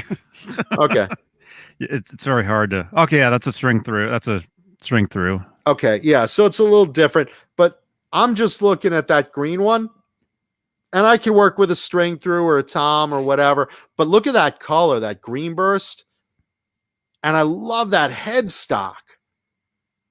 Look at that hockey stick headstock with it.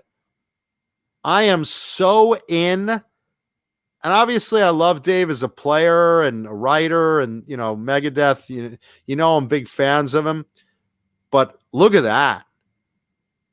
I think that's a badass looking V.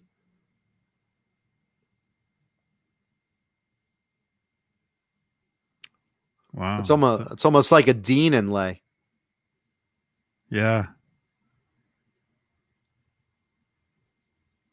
And again, I'm sure they'll play with it and, tweak it and offer options and stuff. But I love a good round horn. Is that the acoustic prototype for him? Mm-hmm.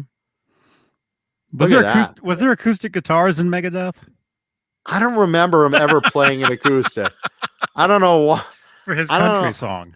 I don't know. When he covers Duran Duran country style. For the ballad. for the ballad that I don't know about. That's still a good looking acoustic. I don't play acoustic either. I'm just not into the feel of it. And I would I would take the acoustic over any of the electrics myself. Really? Yeah. I'm all about those V's. I think those V's are great looking. There's the Kramer version. Okay, so let's see. String through. Huh. That's a big V. That's kind of like almost like a no, that's kind of I got a fat vagina. That's the biggest vajayjay I ever seen. The Kramer vajayjay is what they're calling it, the big fat vajayjay. That Jay Hannon says there was acoustic in Megadeth. I'll take your word on it. Probably in an intro or something that I'm not thinking of, but yeah. And Cecil Music, yeah, all guys are about that V, or a lot of us are. So that's the Kramer. Now, is this the Epiphone or the Gibson model? This is Gibson. They all say Gibson. Wait. The Kramer said Kramer, I thought. That's Kramer. All these on the site say Gibson. Okay. Oh, maybe there's more down here. Or not. That's the big V. No. That's the one I want right there. Color and everything. 30th anniversary. Wait, scroll up a second. What does that say? Dave Mustaine Flying V 30th anniversary Rust in Peace edition. That's for me, baby. I want one of those right there. That's it. Rust in Peace edition. Look at that thing. That's badass. And I like the round horns. They look cool. They're confident playing that green burst. Wonder if they'll offer other colors too. Wayno points out there's an acoustic guitar in Holy Wars. Thank you. There is.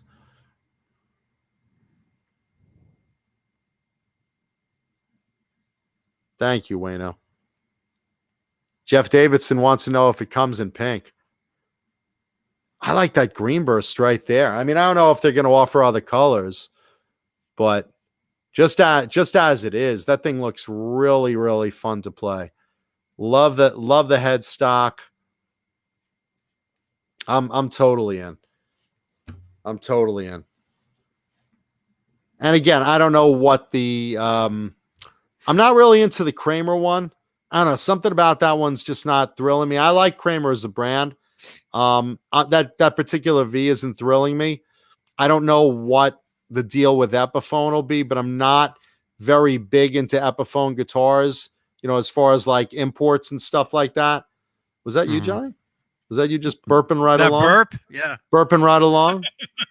We're trying to hold a show here, and Johnny's just burping along. It's like a Budweiser frog.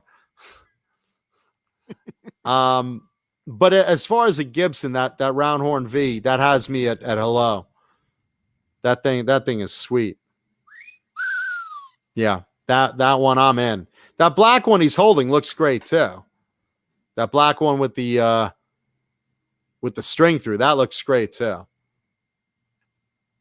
But that green one had me at hello. But I don't know. I'm in. I'm interested. So that's Dave Mustaine leaving Deane and going over to Gibson, Epiphone, and Kramer with his own line. And they jumped on him, of course. They're crazy not to. Crazy not to. So let's see what else. Finally tonight, probably my favorite story, which I usually save my favorites for the last one. There is a new episode of Scooby-Doo and Guess Who coming to Boomerang on Thursday, the 25th. That's this Thursday, 6 p.m. Pacific time, 9 p.m. Eastern Standard Time. And you say, why would I want to make a note of this new episode of Scooby-Doo and Guess Who? Well, because guest appearing on that episode is none other than an animated version of Axl Rose. Apparently, in the storyline. Now, again, if Axel holds true to the way he shows up at concerts, he might not even show up in the episode. Who knows? Maybe it'll just be a regular Scooby-Doo episode that was scheduled to have Axel and he didn't show up, or maybe he'll show up for 2 minutes, then throw down a microphone. But seriously, there's an animated version. Fuck this! There's an animated version of Axl Rose guest appearing in this new episode of Scooby-Doo. And holy fuck, I will be watching it because I saw a preview of it. And apparently the story goes that... What's the name of it? It's called Scooby-Doo plus Guess Who. That's the title of the cartoon. And Scooby-Doo and the gang apparently are in some area where the mystery is that these mud people of the swamp keep kidnapping the citizens of the town. And eventually they say, well, we need a friend of mine to help with this mystery that lives around here. And lo and behold, Shaggy and Scooby's old buddy happens to be Axl Rose. And it's not like Axl voicing another character. It's Axl.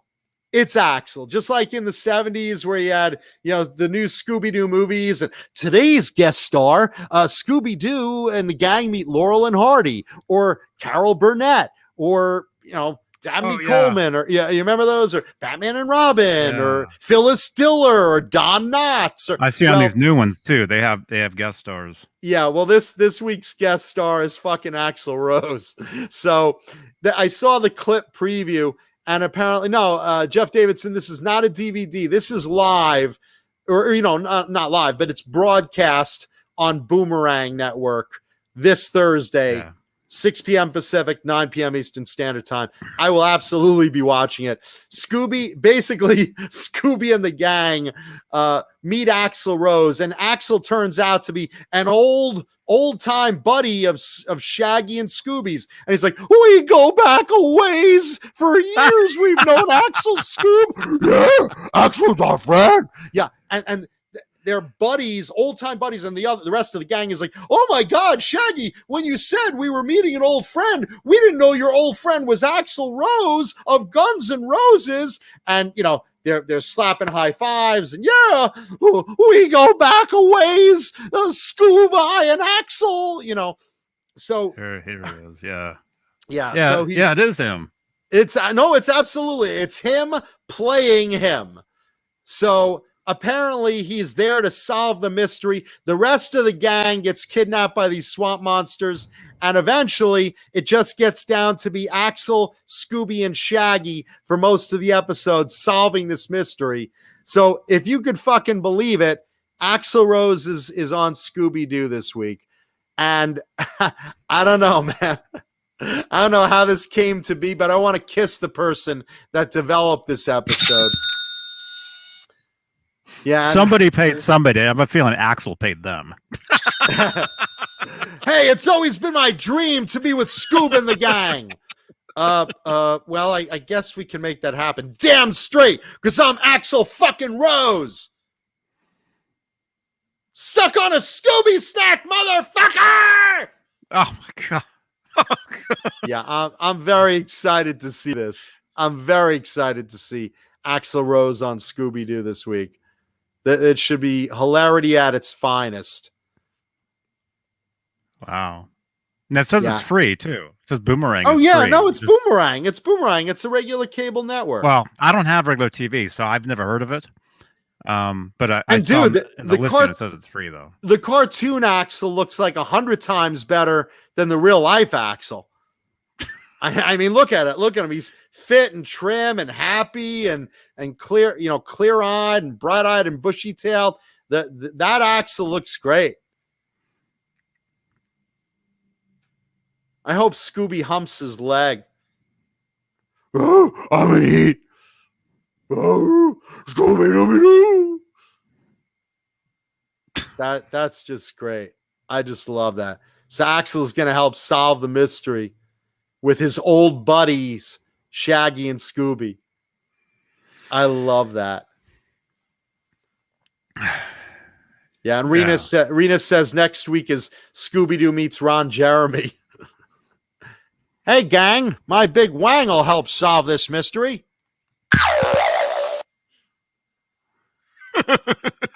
I just love that. I think that's the funniest thing. Good night, Sandra. Me love you long time. Good night, Sandra. That's just great. So there you go, boys and girls. That is music news this week. Can't beat that. Wow.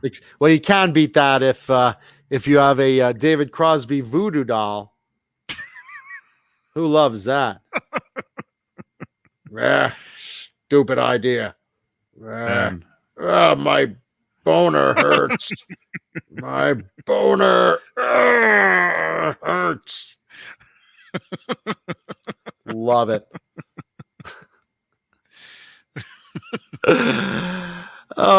So Man. your homework this week, check out some old heavy petting. Let me know what you guys think. I gave you the songs I like. In particular, Break It Down from Prodigal Songs album from 2007. Let me know what you think of that. Leave in the comments because we love the comments. We read the comments. Apologies, I haven't commented on the comments last week, but like I said, my life is a living hell. Yeah, man. I hope everything gets better. Well, we'll see in time. But in the meantime, it could be worse. I could be David Crosby with a penis about to fall off. I hope in real life the real David Crosby is feeling this.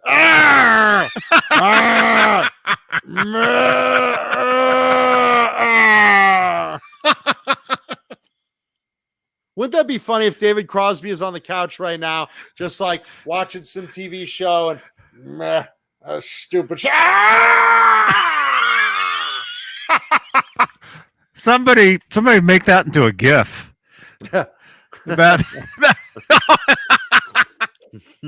Somebody GIF that and post it in the Discord, man. PP Burns.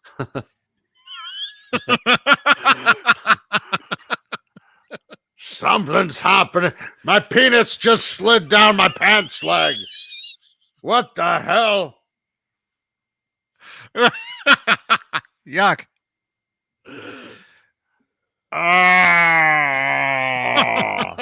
Damn voodoo.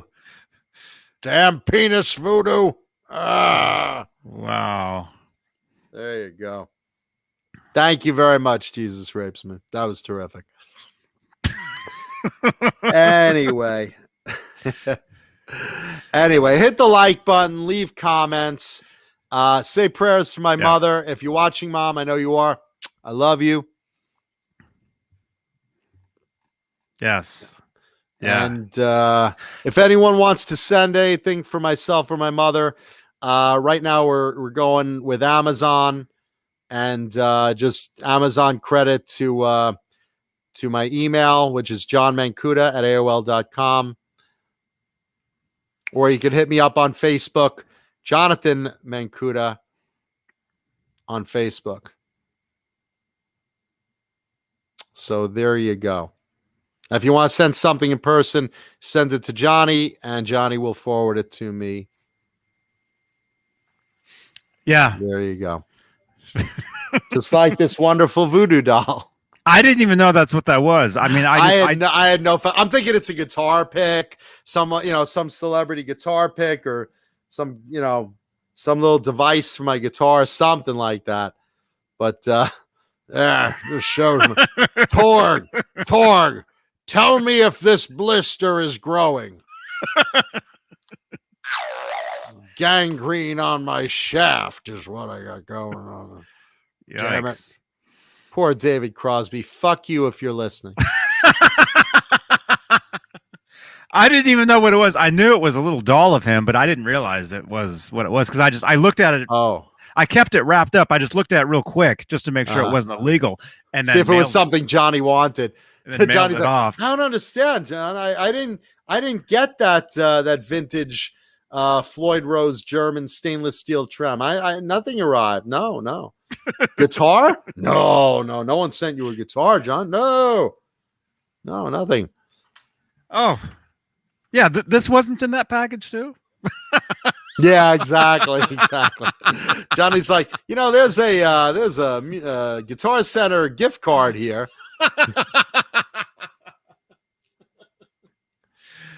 Wow. Music therapy Laz wants to know. Let's see. While listening to the show tonight, I've been picking out parts from Tessie's Switch for my Sonic Blue Strat that the Vine pickups are going into. Good choice. But what volume and tone pot should I get? I always go with 500. When in doubt, get 500. You want 500 for the volume. You want 250 for the tone. There you go. That's what you want. Okay, I I'll go used to with build that. guitars, so I know. I'll go with that. Definitely 500 on the volume, though. No question there. Yes. And I'll bow to Johnny with the tone on his experience. Gangrene Shaft. That's trending on that's trending on Google right now. Is David Crosby's Gangrene Shaft. Wow. Nice. Yeah. And again, if you can get that some screen grabs or something onto David Crosby's social media, by all means, please do, and send it to Johnny's text down there. Or you just tag me. Tag me on Twitter. If you send this stuff to Crosby on Twitter, tag at Johnny Beane on Twitter in those tweets. So I will know if he responds back, I'll be tagged in them. I know what he's gonna say. Meh. No. Wrong one. There you go. Nothing on but meh. It's a nice TV. It's a great TV. That's probably the TV he has. He lives like the set of All in the Family, where he's got like two comfortable chairs, like one for him and one for like someone that doesn't love him, and an old TV with rabbit ears. Why do I need that newfangled technology? It's all garbage. Don't make them like they used to. In fact, these talkies and the color, it's just crazy. Don't like that. And this dress is comfortable. I like the dress. Airs out my gangreney poor penis. Oh my gosh. My poor penis. It's rotting away, damn it. Rotting away. It's like it says on my voodoo doll. Don't touch it. It burns. Oh, don't twist it. I put salt in it. Put salt on his penis. Yeah, David, if your crotch is rotting, salt helps. And lemon juice. Put lemon juice on there. What am I making, a damn fillet? Should I put capers up my ass?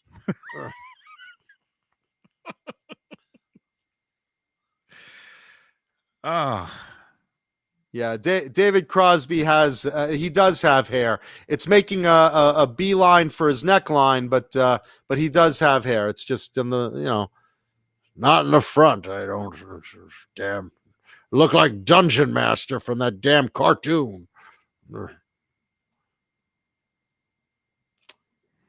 Yeah, Laz, when in doubt, always ask Craig Vineham over at Vineham Custom Pickups.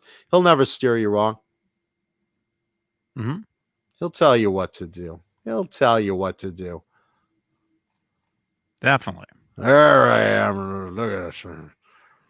Fear not, Ranger, Cavalier, Magician, Thief, Barbarian, and Acrobat. Now put Crosby back on there, Johnny. No, the other one. The real, there you go. He's like Dungeon Master, but with a mustache. That was Venger, the force of evil. I'm your guide to the realm of Dungeons and Dragons. Meh, dragons. Jesus Christ! Look at that face. You've never wanted to slap someone so badly with a dildo. Just a big soggy dildo right across that mug, right across that meh mug. Crotchety old bastard. Jesus Christ! I've seen pictures of him smiling before. Yeah, with what? I think there's like one. That was when my wife left me.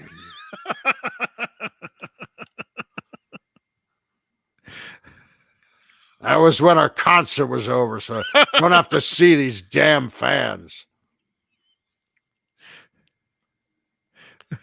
Sons of bitches.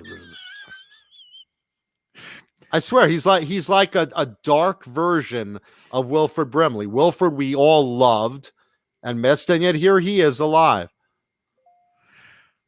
Grumpy old bastard. Wow. What do you have to be miserable about? You made a ton of money. Jesus, what a pain in the ass. Jerk off. Yes, get off my lawn.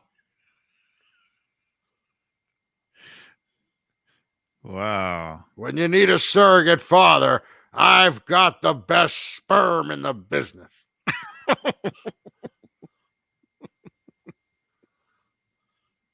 Just ask Melissa Etheridge.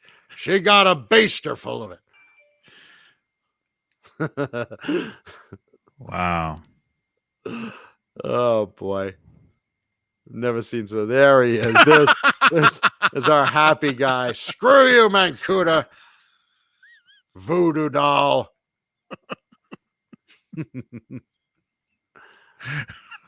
You're right up there with Van Halen, Mancuda.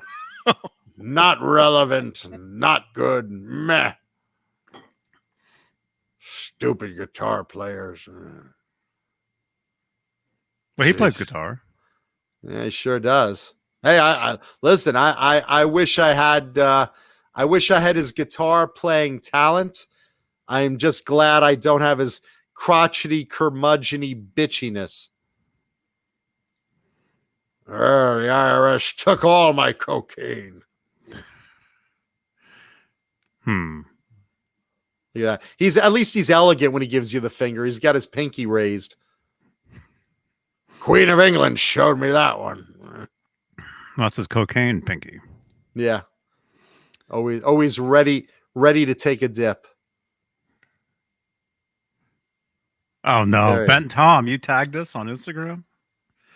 Yeah, Let's see. That guy. David Crosby. hope he got a good shot. Do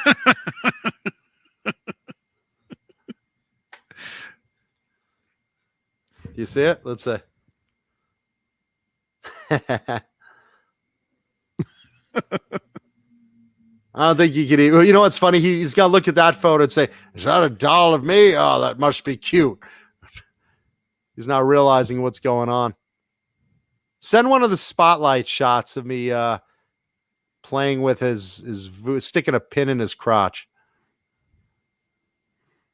or someone that you could just make out that like it's a voodoo doll, just so he doesn't think there's someone that likes him enough to make a lovable doll to sleep with.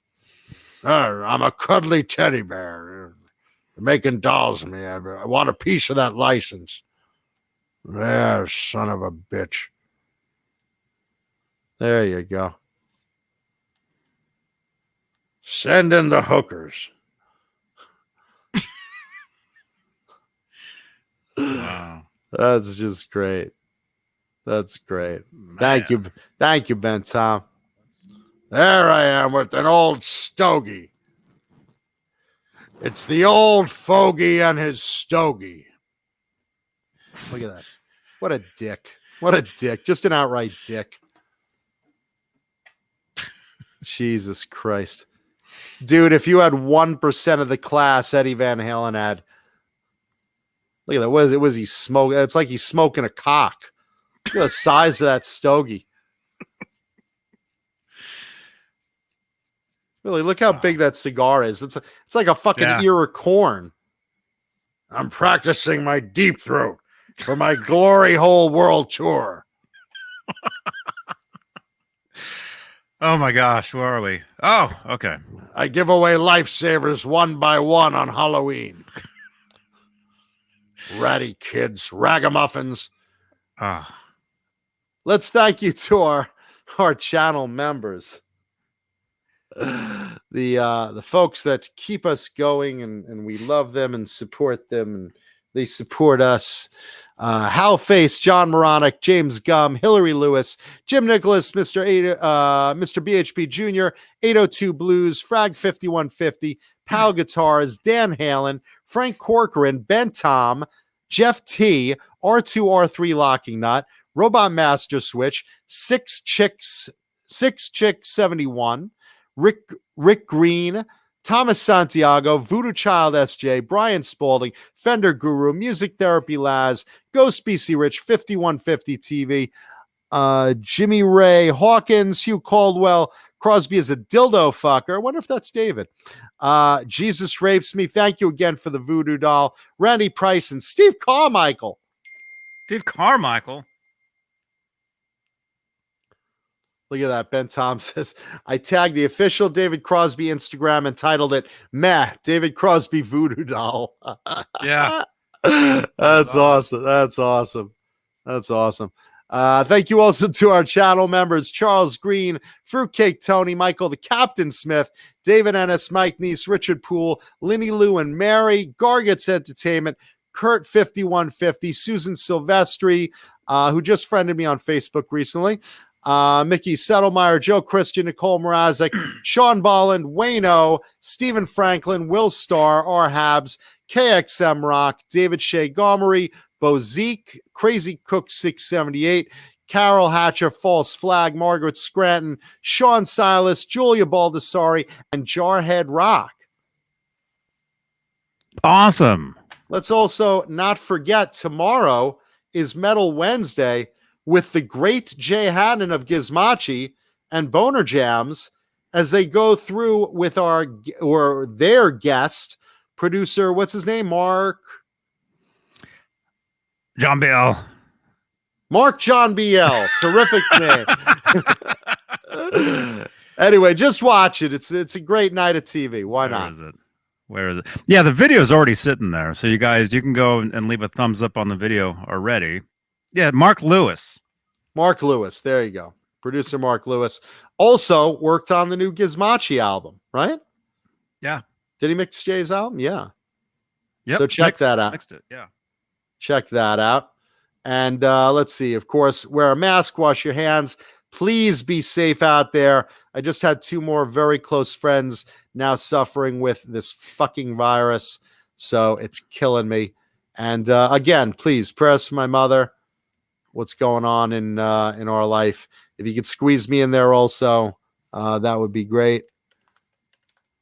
Just a lot of stuff going on in my life. It's a dark time. So I appreciate everyone's support out there. Much love to all the fans. You guys are terrific. Really. We love you all. Yeah. And leave thumbs up on the video. Leave comments on the video. Let me know what you guys think of that Heavy Pettin' song. Let me know what you think of Dave Mustaine's new guitars. All that stuff. Yes. And I'll see you guys tomorrow night. Well, you guys won't see me, but I'll be sitting here producing for Jay Hannon's Metal Wednesday with Boner Jams. There you go. And then Friday, talking Van Halen. We love Van Halen. David Crosby. You should know that. Meh. And then Saturday Night Live. I don't like that damn show. And fuck John BL. Oh my gosh. Crosby, Jesus Christ. Saturday Night Live with John B.O. Straturdays. We'll just stick it in a little deeper there for you. Fucking damn you.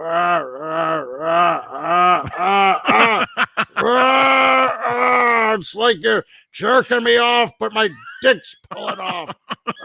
Jesus. Oh my gosh. Hey G, I can see you. I'm just by watching here. I see you on the screen, man. Good to see you, dude. All right. Good night, everybody. Leave a thumbs up, subscribe. Rock on. Be safe. We love you. Where is it? My penis, it's falling out my pants leg. I have crotch rot, damn it. Good night, everybody.